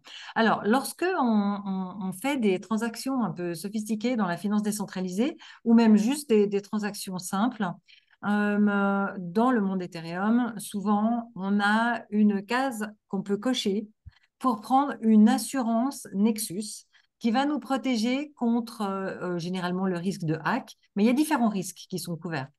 Ça nous réduit un petit peu notre bénéfice, mais pour les gros comptes, ils apprécient énormément de pouvoir payer une assurance. Donc là j'ai été sur Nexus Mutual, j'ai cliqué sur Buy Cover et je me suis retrouvée là. Donc là, ils ont 141 offres. Donc par exemple, on peut voir que pour AAV, ils ont un risque, une couverture à partir de, voilà, ça dépend de la période qu'on prend, hein, parce qu'on fait une transaction sur AAV et on dit, OK, je veux me couvrir contre le risque de hack sur AAV. Le risque est très faible. Vous voyez, ici, il est à 2,34%. C'est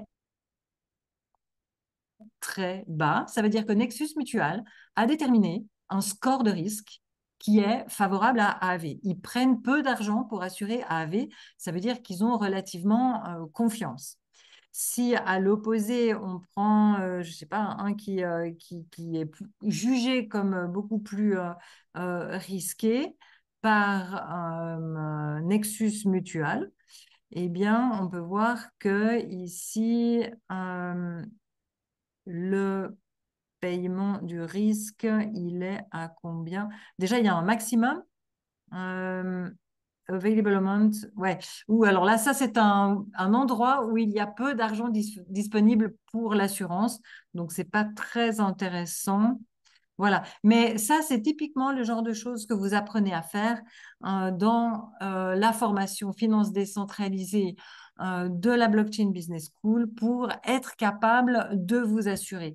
Et ensuite, quand vous voulez vérifier si un protocole est plus ou moins risqué, eh bien, vous pouvez aller vous balader sur Nexus pour aller voir combien ils prennent de frais de transaction, de frais annuels. Donc ça, par exemple, ce serait pour une période de 30 jours. Si on assure un volume de 1 Ethereum sur une période de 30 jours, les frais annuels seront de 4,4%. Après, c'est une division par 12. Voilà. Donc, et donc, ça va vous coûter, pour assurer un Ethereum sur 30 jours, sur ce listing, hein, Notional V3, eh bien, à ce moment-là, vous payez 0,0036. Vous connectez vos toilettes, vous les payez et vous êtes couvert contre ce risque. Si ensuite ce produit national se fait hacker, eh bien, vous allez récupérer votre capital. Donc, pour estimer le risque, c'est intéressant de voir le pourcentage que Nexus demande pour assurer euh, les différents protocoles. Pas mal, hein? Je trouve que c'est un très bon outil aussi, oui, effectivement, pour visualiser aussi le risque. Comme tu l'as très bien dit, Chantal, c'est vrai que j'y jette aussi un œil de temps en temps quand j'ai besoin d'étudier une plateforme exotique. Ouais, super. J'arrête le partage d'écran. Voilà. Donc voilà. Il nous reste à couvrir comme risque spécifique à la finance décentralisée. Nathan, est-ce que tu vois s'il y a des questions ou est-ce que toi, tu as des questions? Hop, alors il y a pas eu de questions encore jusqu'à maintenant, donc effectivement, on réitère, hein, si vous avez des questions à poser, c'est le moment. Il y a le risque, en fait, il y a le risque qui concerne le mindset. En période de bull market, on se retrouve avec des montants qu'on ne sait pas gérer. Il y a plein de gens qui ont investi, euh, Oui, par exemple, c'est ils ont vrai investi. que Il y a des c'est gens, vrai j'ai que vu des gens qui ont même quelqu'un de très très proche de moi qui a investi 5 000 € en été 2020. Il l'a fait lui-même. Il voulait me confier l'argent, j'ai refusé. Hein. Je lui ai dit, tu ouvres ton compte, Binance, Kraken, MetaMask et tout. Et par contre, je lui ai conseillé quoi acheter. Et il a transformé ces 5 000 € en 100 000 €, hein, même un peu plus. Et dans ces cas-là, les gens ne se rendent plus compte de la valeur de l'argent. Donc, ils vont investir dans des produits risqués, mm, des montants que si c'était du cash dans leurs mains, mais ils feraient jamais ça. Mais c'est Mhm. juste des chiffres sur des écrans qu'ils ont eu avec la plus grande facilité. C'est comme si ça valait rien. C'est comme de l'argent de Monopoly et ils ne le respectent pas alors qu'ils pourraient très bien retirer cet argent, faire quelque chose qui change leur vie. Eh ben non, ils prennent beaucoup de risques et y compris dans la finance décentralisée, ils vont vers des produits de plus en plus risqués parce qu'ils ne se rendent plus compte de la valeur de l'argent. Et Mhm. ça, c'est quelque chose qu'on a plus, c'est un risque plus élevé en finance décentralisée qu'en finance classique, où c'est des chiffres sur notre compte bancaire qui ressemblent à ce dont on a l'habitude. ouais, et puis surtout dans la finance traditionnelle, on n'a pas ces phases de marché qui sont paraboliques. Et par parabolique, enfin, je veux dire, on va encore l'expérimenter dans les prochains mois, enfin, des hausses qui sont insensées. Même là, dernièrement, Mhm. je crois que c'est juste à la suite de l'élection de Trump. Je crois qu'en 8 jours, le Bitcoin a pris 23 000 $ en 8 jours. Mhm. Et bon, ça, c'est encore rien finalement. C'est pas grand-chose par rapport au mouvement qu'on va pouvoir voir dans les prochains mois. Mais ce genre de truc complètement insensé où tu te dis, mais enfin, voilà, la raison n'a plus de prise sur tout ça. Ça, dans la finance traditionnelle, ce genre de mouvement, tu l'as pas. Et c'est là où l'aspect psychologique, en fait, il joue encore plus, quoi. Parce qu'en fait, dans ces phases de marché, dans les cryptos, il y a une adrénaline, une euphorie qui est, enfin voilà, les gens sont complètement dopés, ils sont surexcités, et c'est effectivement dans ces moments-là, en fait, où tu réfléchis même plus, quoi. Et tu fais plus attention à ce que tu fais. Et, euh, et oui, par rapport à ce que tu disais, effectivement, sur les montants et sur la valeur de l'argent ou les gens qui se rendent plus compte, en fait, c'est Owen Simonin qui a dit ça dernièrement et j'ai trouvé ça très bien expliqué. C'est que, en fait, euh, pour être vraiment aguerri dans tout ça, il faut se tromper, il faut faire des conneries. On va forcément en Mhm. faire. Et il n'y a pas de meilleur apprentissage que celui-là. Donc c'est pour ça en fait que tout le monde n'arrête pas de dire n'investissez que de l'argent que vous êtes prêt à perdre et enfin utilisez des petits montants, des petites fractions, etc. de voilà de votre patrimoine ou de votre épargne, parce que justement, en fait, tous ceux qui vous disent ça, ils savent que vous allez perdre de l'argent, vous allez faire des conneries. Euh, et, et donc, en fait, pour éviter de tout perdre et de faire des bêtises, bah, il faut commencer avec des petits montants. Et quand on a compris un peu mieux comment ça marche, c'est là où on est plus en capacité voilà, de gérer des montants plus importants ou en tout cas des phases de marché où on va voir le wallet grimper voilà, du jour au lendemain. Tu sais, on ouvre le PC, pof, ça a encore grimpé voilà, sans rien faire. Enfin, donc il faut se tromper. Il y a pas de, il y a pas de meilleur apprentissage que ça. Alors après, il y a des erreurs qui coûtent plus cher que d'autres. Moi, je parle souvent de ça. Fin 2021, j'étais encore relativement peu expérimenté à ce moment-là. Fin 2021, j'avais un wallet à 6 chiffres en fin novembre 2021. Et en fait, à ce moment-là, j'étais peu expérimenté et j'avais pas suffisamment de recul, d'expérience, de vision. J'ai pris aucun profit. Parce que à ce moment-là, j'étais comme beaucoup de gens, oui, ça va continuer à monter. Alors, ce sont pas de réelles pertes parce que c'est voilà, en soi, tant que j'ai rien retiré, j'ai pas perdu d'argent. Et là, aujourd'hui, à l'instant T, je me suis déjà bien refait par rapport à ce moment-là. Euh, Mais c'est en fait c'est quand tu fais c'est quand tu te manges ce genre de ce genre de porte où tu te dis bon eh ben pas deux fois. La prochaine Mm, fois, je sais je sais ce qu'il faut faire. Et donc, en fait, ouais, faut faire super attention parce que je pense qu'on néglige beaucoup, en fait, notre psychologie humaine, la façon dont on fonctionne, la façon dont notre cerveau est câblé et qui fait que alors, dans des phases très euphoriques, comme dans des phases de panique totale, hein, parce qu'on pourrait parler aussi du coup d'envoi du bear market qui est souvent matérialisé par une chute à faire tomber dans les pommes. Voilà, là, dans ce genre de cas-là, c'est exactement la même chose. Et ouais, là, effectivement, on a des courbes là, que nous montre Chantal qui sont très évocatrices. Là, il y a ça descend ouais, quasiment à la verticale. C'est vertigineux. Et ça, mm, c'est Ouais, pareil, dans ce sens-là aussi, parce que tout à l'heure, on parlait des phases paraboliques, donc plutôt à la hausse. Mais à la baisse aussi, c'est pareil, sur les marchés financiers classiques, c'est extrêmement rare. Alors, sauf éventuellement mars 2020, la crise Covid et les annonces de confinement, et voilà. Mais à part ça, dans la finance traditionnelle, pour voir des chutes de 30, 40, 50%, si ce n'est pas regarde plus, mars 2020. en une Regarde, journée, voire plus, Nathan, regarde mars 2020. C'est à peine une petite virgule dans la courbe. mm. Tellement de souffrance, tellement de gens qui paniquent et tout. Et maintenant, c'est à peine une petite virgule dans la courbe. oui, C'est c'est dingue. ça. Sur le coup, encore une fois, psychologie humaine, tu te dis, mon Dieu, c'est la fin du monde. Tu vois enfin, si à ce moment-là, en fait, tu fais, ça c'est pareil, c'est une autre erreur que j'ai appris à ne plus faire, c'est rester scotché à l'écran Ouais. Ouais. et regarder la courbe qui tombe. Voilà, en Mm. mars 2020, si tu es devant ton écran et que tu regardes le truc tomber, ouh, bah là, c'est le meilleur moyen de faire des conneries. Et des cauchemars.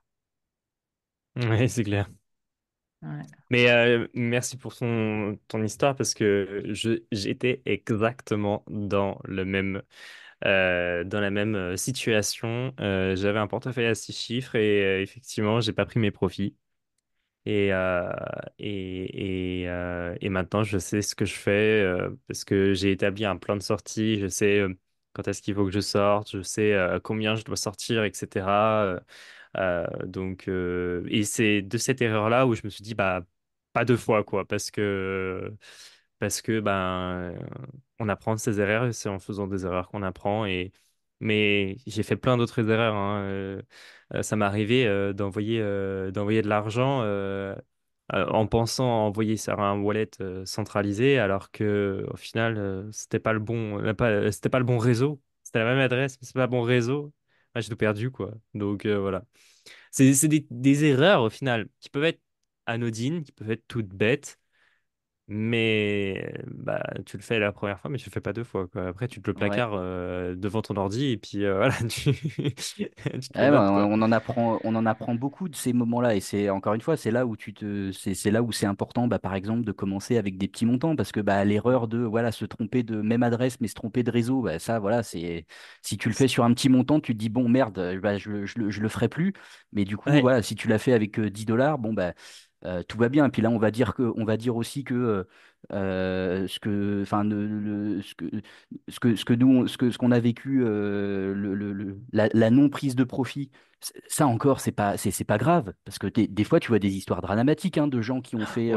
qui ont fait des choses qu'il fallait pas, qu'il fallait pas faire, et Mm. qui, voilà, ils n'auraient pas fait ces erreurs-là si, s'ils avaient appris un petit peu, s'ils avaient testé un petit peu et expérimenté en commençant avec des petits montants au lieu justement de se précipiter à cause de l'euphorie, etc., sur un truc qu'ils maîtrisent absolument pas. Mais bon, ils Mm. en entendent parler, ça monte, ça monte, ça monte. Et donc à un moment, ils se disent, bon, bah moi aussi, hein, faut pas que je loupe le train.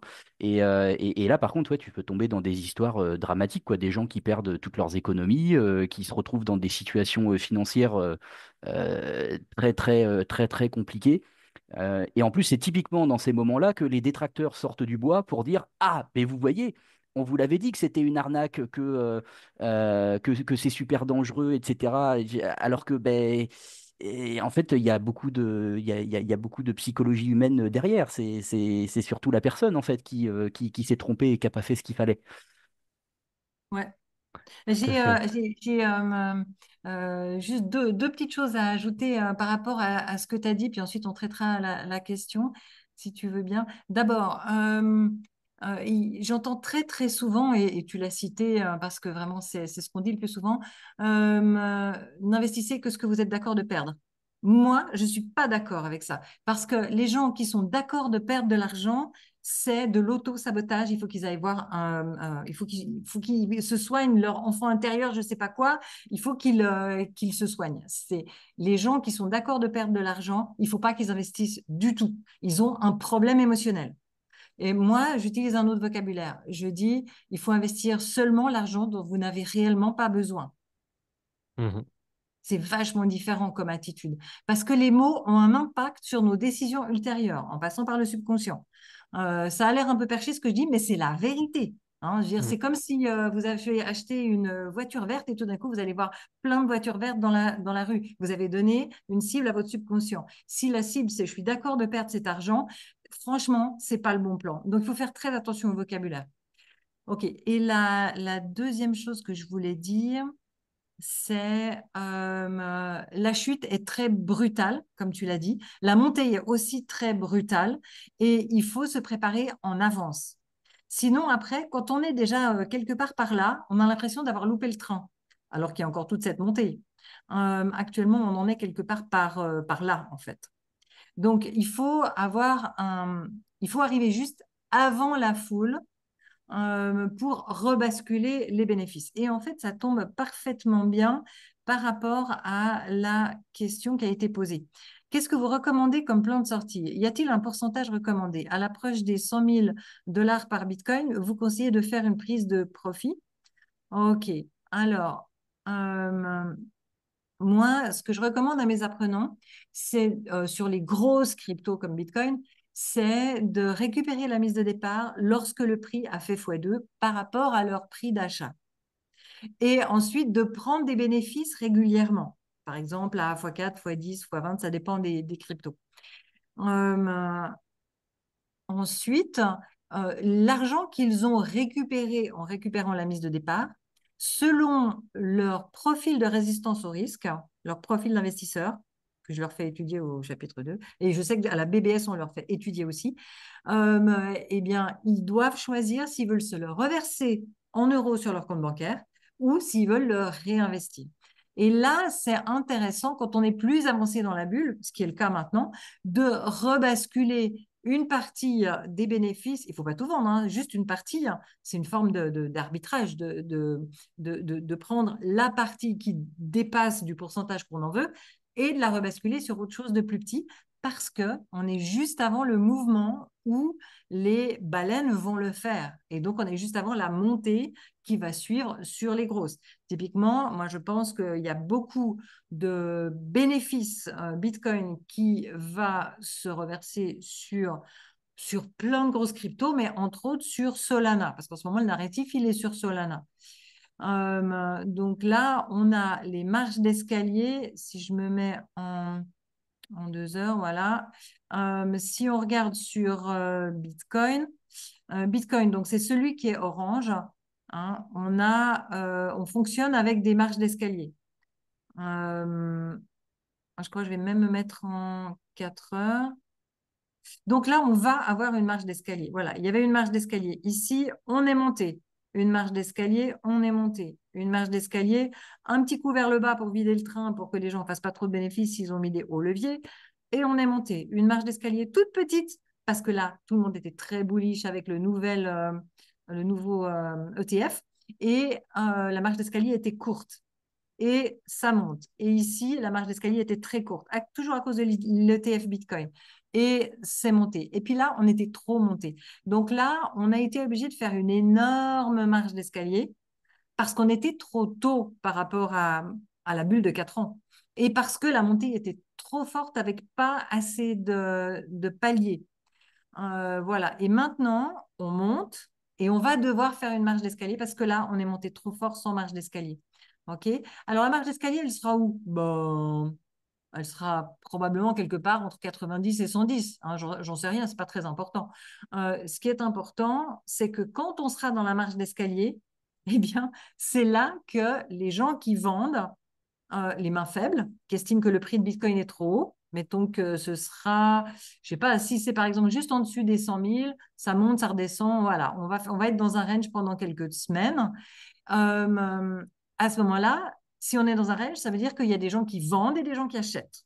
Les gens qui vendent trouvent que le prix est trop haut, les gens qui achètent trouvent que c'est le bon prix. Ça consolide le prix puisque on transfère des bitcoins des mains faibles vers les mains fortes.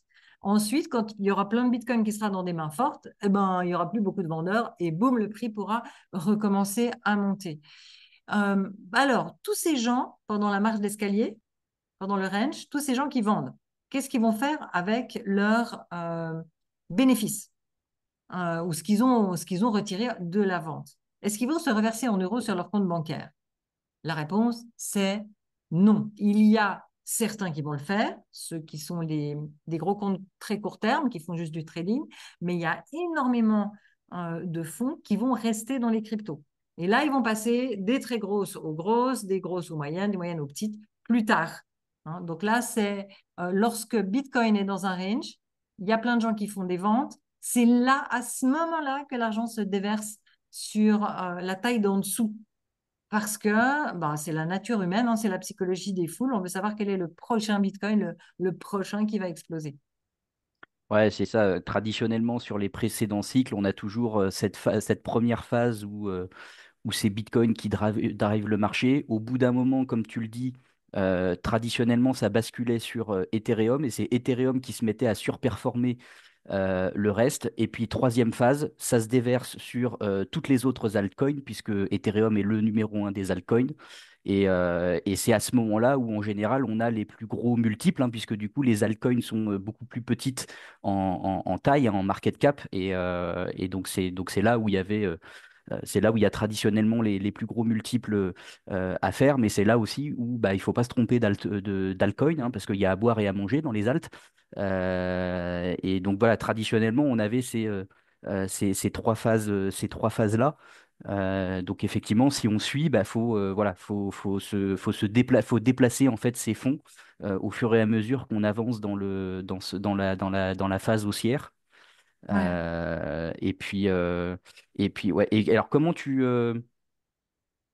anticipes, toi, on va dire, le top de la bulle et puis l'amorce de bear market? Alors, les gens me demandent souvent ce sera quand et à quel prix. Je leur réponds, tu n'as pas besoin de savoir ni la date ni le prix, tu as besoin de savoir quoi surveiller et quoi faire. Et c'est ce que j'enseigne dans le chapitre 5 de ma formation. Et à la BBS, on l'enseigne aussi. Quels sont les indicateurs qu'il faut surveiller en point de bulle et comment se comporter en point de bulle. Donc, moi, je l'aborde bah, en vérifiant les indicateurs. En fait, mes apprenants, ils ont une checklist. Une fois qu'ils ont tout bien mis en place, eh bien, ça prend 1 heure par semaine pour faire un suivi de qualité. Et dans ce moment-là, eh bien, ils ont des indicateurs à vérifier pour pouvoir enclencher le moment de pointe de bulle parce qu'il y a quelques jours, tous les 4 ans, où il faut non pas y passer 1 heure par semaine, mais vraiment 1 heure par jour. Et donc, ils savent exactement quoi surveiller. Et en plus, ceux qui sont dans mon groupe privé, bon, ben, ils ont la capacité de faire la même chose que moi en même temps que moi. Bah, ceux qui ont la formation BBS ont toutes ces compétences aussi, et même encore mieux, puisque la formation BBS est professionnalisante. Donc, comment je l'aborde? Si je devais faire un prognostic, ce qui n'est pas du tout nécessaire quand on a une bonne méthode, mais si je devais en faire un, je dirais tout simplement que la pointe sera probablement au deuxième semestre, puisqu'elle a été au deuxième semestre lors des 2 dernières bulles. Donc, la pointe de Bitcoin était en décembre 2017.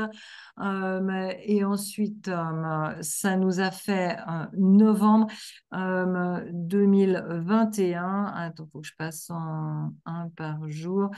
Euh, voilà, on est ici. Donc, la pointe Bitcoin était en octobre et la pointe des altcoins était en novembre.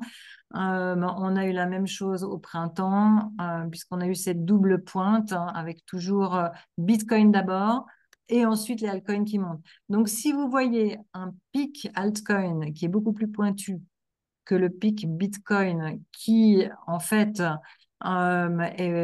est plus bas, il nous fait un plus haut, plus bas, lorsqu'il commence à redescendre et qu'on peut comparer le pic altcoin et le pic Bitcoin, boum, ça commence à redescendre, on se dit, ouais, ok, là, on avait un vrai pic. Et là, on se dit, ah, ça sent la fin de la bulle.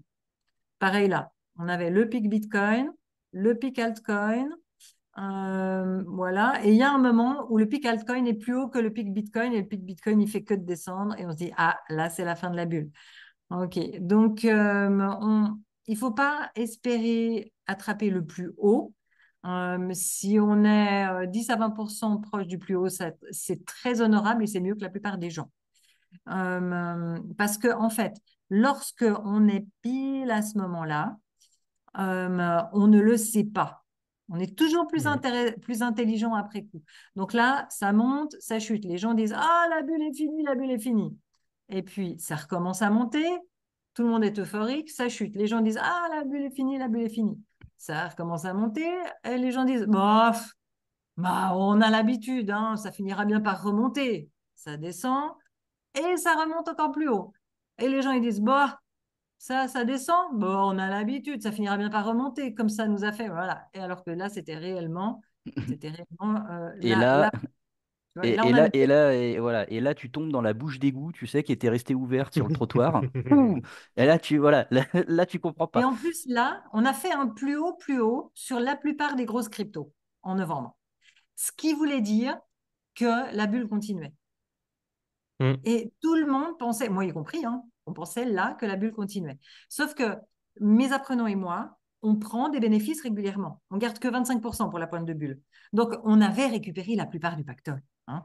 Mais donc, le fait qu'on ait vendu les 25% un peu tard, c'était pas dramatique, mais c'était vexant. Moi, j'aurais bien voulu deviner au bon moment, hein, pour mon ego. Mais non, c'est Ben, pas facile sur le moment. est-ce qu'on n'a pas, est-ce qu'on n'a pas le dernier risque spécifique avant enfin, spécifique, oui, euh, avec cet aspect encore très cyclique du marché par rapport à la finance traditionnelle, euh, ce côté là aussi très psychologique hein, de l'être humain qui veut timer le marché.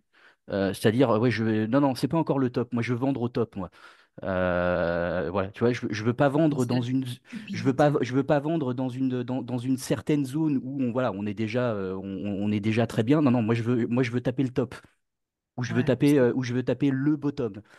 Et donc, du coup, non, non, j'attends, et puis voilà, et tu te fais avoir. Et puis ça vient jamais. Ouais, c'est vrai, c'est vrai. Ça vient 4 ans plus tard. Mhm. Et Oui, encore, presque pas forcément sur les mêmes cryptos d'ailleurs. et du coup, dans ce cas-là, ça veut dire qu'il faut être patient. Et là, c'est pareil. Quelle proportion des gens qui vont venir investir sur les cryptos vont avoir la patience d'attendre le cycle d'après, quoi. Il y a plein de gens qui ont vendu là. Cette descente, il y a plein de gens qui ont vendu, ils n'avaient Alors pas que la le pire, patience.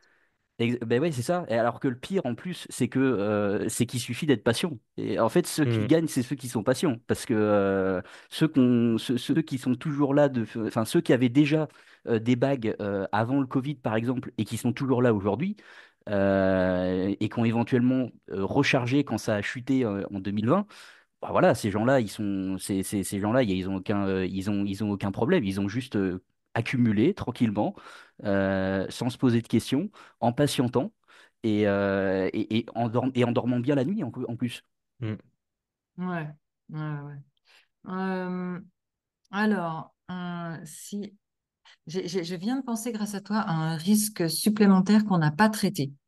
Euh, Attends, AAV, où c'est qu'il a débuté AAV? AAV USD.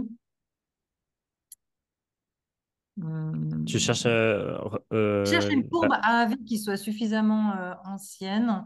regarde Euh, la courbe de TradingView. Généralement, elle va chercher des historiques assez intéressantes. Crypto, spot crypto, en dessous, euh, Spot crypto. en dessous, Bitstamp, Gemini, non, en dessous, Coinbase, en dessous, Bitnex, en dessous, Kraken. en dessous. Bah, crypto.com? Oh. Crypto, non, c'est pas crypto.com, c'est une courbe de TradingView. Ah, merci, super. Alors, moi, ce que je voulais montrer, c'est le DeFi Summer. Donc, il y a eu un moment en été 2020 où le prix de toutes les cryptos de la finance décentralisée ont explosé. Hein. Là, AV, c'est juste un exemple. Moi, j'en avais déjà acheté bien avant, grâce à Cryptomatrix, qui interviewait Mark Zeller. J'ai adoré, j'ai adoré. Ils sont très compétents. Et donc, là, on a eu pendant un été, ceux qui étaient là s'en souviendront, il y avait énormément de risques qui étaient pris sur la finance décentralisée. Mhm. C'était vraiment le début. Tout était très, Mhm. très risqué. Il y avait énormément de protocoles qui s'écroulaient. Je vois Dimitri qui fait oui, oui, oui. Donc, J'y c'était étais. tu y étais, ouais, moi aussi. C'était le Far West. Hein. Mhm. Et, tous ces protocoles avaient des noms alimentaires. Hein. Il en est resté quelques-uns, sushi, cake, qui sont encore là, mais la plupart ont disparu. Et donc, la finance décentralisée était à ses débuts. C'est le moment où elle a fait ses essais et erreurs, où elle s'est fait attaquer de tous les côtés, là où on a vu quelles étaient les bonnes pratiques, là où on a vu que c'était indispensable de se faire auditer, c'est là où les entreprises d'audit ont commencé à fleurir et à devenir de plus en plus Mhm. compétentes. C'est là où les protocoles les plus solides ont été repérés, où on a pu commencer à télécharger des protocoles de qualité sur OpenZeppelin, etc. Donc, ça, c'était la période de tests hyper dangereuse et c'était le Far West. OK. Ça, c'était un risque de la finance décentralisée que maintenant, dans le monde Ethereum, on a beaucoup moins. Et les autres ont un peu copié les bonnes pratiques. Hein. Si tu vas voir la finance décentralisée sur Solana, qui a quand même eu le temps de se faire un peu ses armes ces dernières années, même si elle est moins avancée que la finance décentralisée Ethereum. Euh, mais le risque qu'on a en ce moment en finance décentralisée, c'est la DeFi sur Bitcoin. La DeFi sur Bitcoin, c'est du grand n'importe quoi actuellement. Ils en sont au stade Far West. Ils Mhm. prétendent qu'ils sont très sécures parce qu'ils se sécurisent sur Bitcoin. Il y en a des qui prétendent être des layer 2, mais ce n'est pas du tout des layer 2 techniquement. Il y en a qui sont complètement centralisés alors qu'ils font miroiter le mot Bitcoin. Du coup, les gens croient qu'ils sont décentralisés, etc. Et puis Donc, c'est ultra dur en plus d'y aller. C'est pas du tout sexy. C'est pas très intéressant, hein, je trouve. eh ben, ça va attirer les gros comptes. Les gros comptes qui actuellement connaissent bien le branding Bitcoin, ils ne connaissent pas le branding de tout ce qu'il y a au-dessous. Et du coup, ils disent, OK, maintenant, j'ai vendu une partie de mes bitcoins. Qu'est-ce que je fais avec mes bénéfices? C'est quoi le prochain qui va exploser? Ils vont prendre des trucs qui se sécurisent sur Bitcoin parce que c'est en ça qu'ils ont confiance, puisque Bitcoin a un ETF et Mhm. que Bitcoin est dans les mains commence à être dans les mains des gouvernements. Donc, la DeFi sur Bitcoin, ils vont pas se rendre compte à quel point c'est risqué. Ils vont arriver dans le Far West. Ça va les choquer, hein, ça va les choquer. Ceux qui sont connaisseurs vont plutôt aller dans la finance décentralisée, Ethereum. Donc, je prévois que Solana va avoir son heure de gloire avant Ethereum, mais Ethereum va attirer les institutionnels. Donc, voilà. Donc, je C'est voulais sûr. dire que ouais, hein, c'est sûr, ouais, merci. Donc là, je voulais dire que c'est la finance décentralisée Ethereum qui va, pardon, la finance décentralisée Bitcoin, qui est le Far West de la finance décentralisée actuellement, à mon avis. Donc, ah oui, on peut le voir sur DeFi Lama. Alors, masquer les commandes flottantes. Là, j'ai du DeFi Lama. Si je vais à la racine et que je choisis un Bitcoin,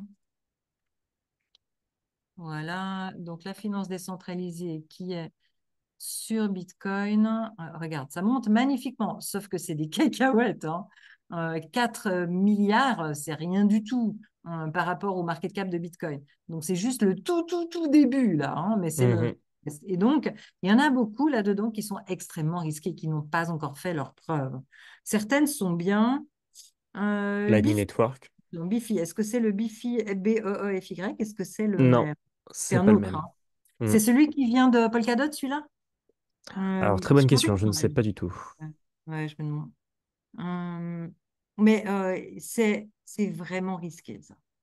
C'est vraiment risqué. C'est le Far West actuel. C'est le Far West de la finance décentralisée. Mm. C'est la DeFi sur Bitcoin. Voilà. Alors, je vais arrêter le partage. Donc Est-ce voilà, je pense est-ce qu'on a qu'on fait a... le tour. Ouais, Ouais, c'est pas mal. je pense que c'est plutôt complet. On va pouvoir libérer tout le monde. Et puis Yes. on va se donner rendez-vous le 2 décembre. Le 2 décembre, ce sera le workshop numéro 4 sur comment est-ce que le Web 2 analyse les projets DeFi. Ça va être intéressant aussi. Oui. Donc voilà, rendez-vous le 2 décembre. Ce sera 17h, 19h l'horaire. Voilà, comme les précédents. Là, pour aujourd'hui, on avait opté pour un autre horaire. Donc, comme d'habitude, hein, enfin le replay de ce workshop va être communiqué à tout le monde Tu avec sais pourquoi on a le. choisi un autre horaire aujourd'hui? C'est parce que j'ai 7 heures de décalage horaire. Donc, le prochain, de 17h à 19h, pour moi, ça fait de minuit à 2h du matin. C'est pour ça. Oui, c'est vrai, effectivement, effectivement. Mais voilà, mais tu nous as dit que tu adorais travailler la nuit. Yes, j'adore travailler la nuit, j'adore dormir le matin. Je suis pire que mes enfants. Bon, mes enfants, maintenant, c'est plus des ados, ils ont 23 et 25. Mais terrible, je fonctionne comme ça. Yes, donc on va faire comme ça. Donc c'est le 2 de 17h à 19h. Et c'est très, très intéressant d'étudier comment la finance classique étudie nos projets Web3 parce qu'ils manquent gravement de compétences et ils n'ont pas les mêmes métriques que nous. Mais quand on est connaisseur, on peut aller anticiper ce qu'ils vont faire. Mm. Yes, et ben ça Au promet. passage, je vous montrerai mes outils pour repérer qu'est-ce que les baleines achètent ces temps-ci. Ouais, bah oui, parce que ça, voilà, on parlait tout à l'heure des indicateurs à surveiller, notamment pour la sortie, et le comportement des baleines, c'est évidemment le truc à Ouais. surveiller, parce que quand elles se mettent à acheter ou quand elles se mettent à sortir, en général, quelques temps après. Oui, et parce qu'elles étalent leurs achats et leurs ventes sur une période pour pas trop faire bouger le prix. Donc, on peut les repérer de manière anticipée. Et en général, elles sont très bien informées sur ce qui va se passer à Et l'avenir dans le ouais, voilà, crypto. c'est ça. C'est Mm. surtout pour ça que Et je disais effectivement, en général, quelques temps après, c'est parce que, oui, voilà, ces baleines ont un niveau d'information qui fait que, voilà, ouais. Les on mineurs peut, aussi, hein. Les on peut mineurs sont très bien anticiper, informés. voilà, les mouvements sans aller essayer de timer le marché, mais voilà, déjà au moins sentir que on commence à se rapprocher voilà, du début d'un mouvement haussier ou voilà, de la fin d'un top. Yes. Et je peux rappeler, je crois que c'est officiel maintenant, que j'offre 3 mois de mon logiciel des scores à tous ceux qui sont apprenants dans la prochaine volée de la Blockchain Business School. Ouais, Donc, ils voilà, ont c'est ça. C'est pour accès les aux scores nouveaux, et entre pour les autres, ils nou- pourront voir qu'est-ce que les baleines achètent parce que c'est dedans. pour les nouveaux, effectivement, pour les nouveaux inscrits, voilà, il y aura à partir du moment où les personnes sont inscrites et débutent, il y aura une période de 3 mois qui commencera pour l'accès à l'outil de Chantal. On travaille en plus actuellement sur un carnet de bord de tâches à réaliser tout au long de la formation à côté des cours euh, qui intégrera plusieurs outils comme l'outil de Chantal. Voilà, donc on vous demandera d'aller analyser quelques cryptos sur l'outil de Chantal, d'utiliser Bubble Maps pour aller regarder un petit peu la répartition sur les différents wallets. Enfin voilà, on va intégrer comme ça plusieurs outils pour proposer aux apprenants de manipuler concrètement, de faire des choses concrètes, notamment on-chain. Et donc, voilà, ton outil, Chantal, effectivement, fera partie des outils qui seront proposés voilà, pour que les gens s'habituent déjà à faire une analyse d'une crypto, par exemple, identifient quelles sont les différentes verticales qu'on analyse pour se faire une idée de ce que ça vaut et puis ouais, voilà, pour essayer de leur donner le comportement qui soit le plus adapté et le plus sécurisé possible, voilà, en ayant connaissance de tous ces éléments-là, de différents outils aussi, parce que ça c'est pareil, on les connaît pas forcément tous, il y en a tellement. Mais donc voilà, de leur mettre des outils entre les mains voilà, qui sont bien faits et qui apportent beaucoup d'informations précieuses pour naviguer correctement et pas à l'aveugle dans ce monde-là. Bon, bah, Yes. merci à tous les deux. Merci pour les participants qui étaient là en direct. Voilà, et puis bah, merci à ceux qui vont nous revisionner en replay parce qu'ils étaient nombreux. On avait pas mal d'inscrits. Je pense que tout le monde n'a pas pu être là sur le direct, mais on avait pas mal d'inscrits. Et puis donc, on se donne rendez-vous le 2 décembre pour l'épisode 4 de 17h à 19h. On communiquera bien sûr sur ce prochain épisode. Et puis, bah, écoutez, potentiellement, la prochaine fois qu'on se retrouve, le prix du Bitcoin sera à 6 chiffres.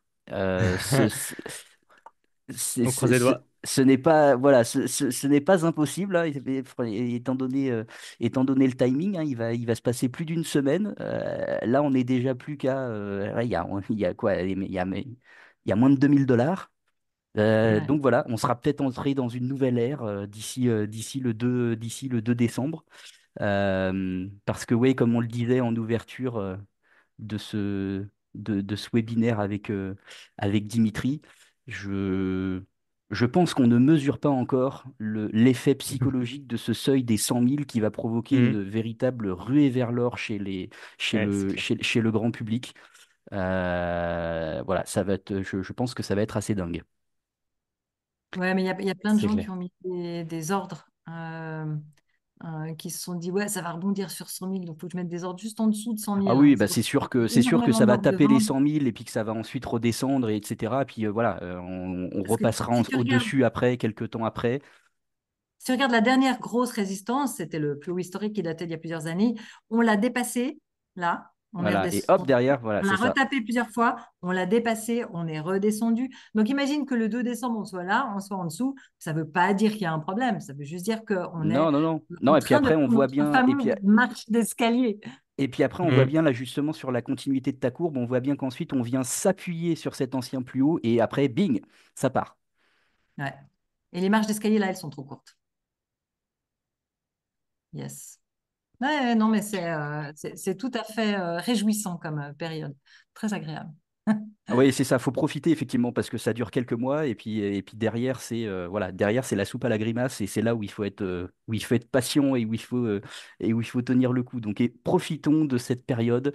Mhm. Il faut Voilà. en profiter pour se former. Il faut en profiter absolument pour se Oui, former. C'est Exact. maintenant qu'il faut se former. Surtout qu'il y a plein de projets de grande, grande qualité qui n'ont pas encore explosé, puisque tous les yeux sont sur Bitcoin. C'est maintenant qu'il faut se former. c'est vrai, c'est vrai, c'est vrai. En plus de Bon, ça, je me souviens qu'au début d'Internet, hein, il y avait plein d'entreprises qui ont engagé à prix d'or des experts je sais pas, de n'importe quel métier, que ce soit comptable, journaliste, n'importe quel métier, qui connaissaient un petit peu Internet. Et du coup, ils se voyaient doubler leur salaire. Juste Mhm. parce qu'ils connaissaient un peu Internet, parce qu'il n'y avait pas assez de professionnels par rapport aux besoins. Donc là, on va se retrouver dans une période similaire. Et ceux qui se seront formés avec la BBS, ils auront une formation professionnalisante et ils seront dans la bonne tranche de professionnels. yes, carrément, carrément. Eh ben merci pour ce mot de la fin. Bonne fin de journée à tout le monde. Bon week-end. Et puis rendez-vous le 2 décembre pour l'épisode 4. Ça marche. Au Ça revoir. marche. Merci à tous. À bientôt. À bientôt. Ciao.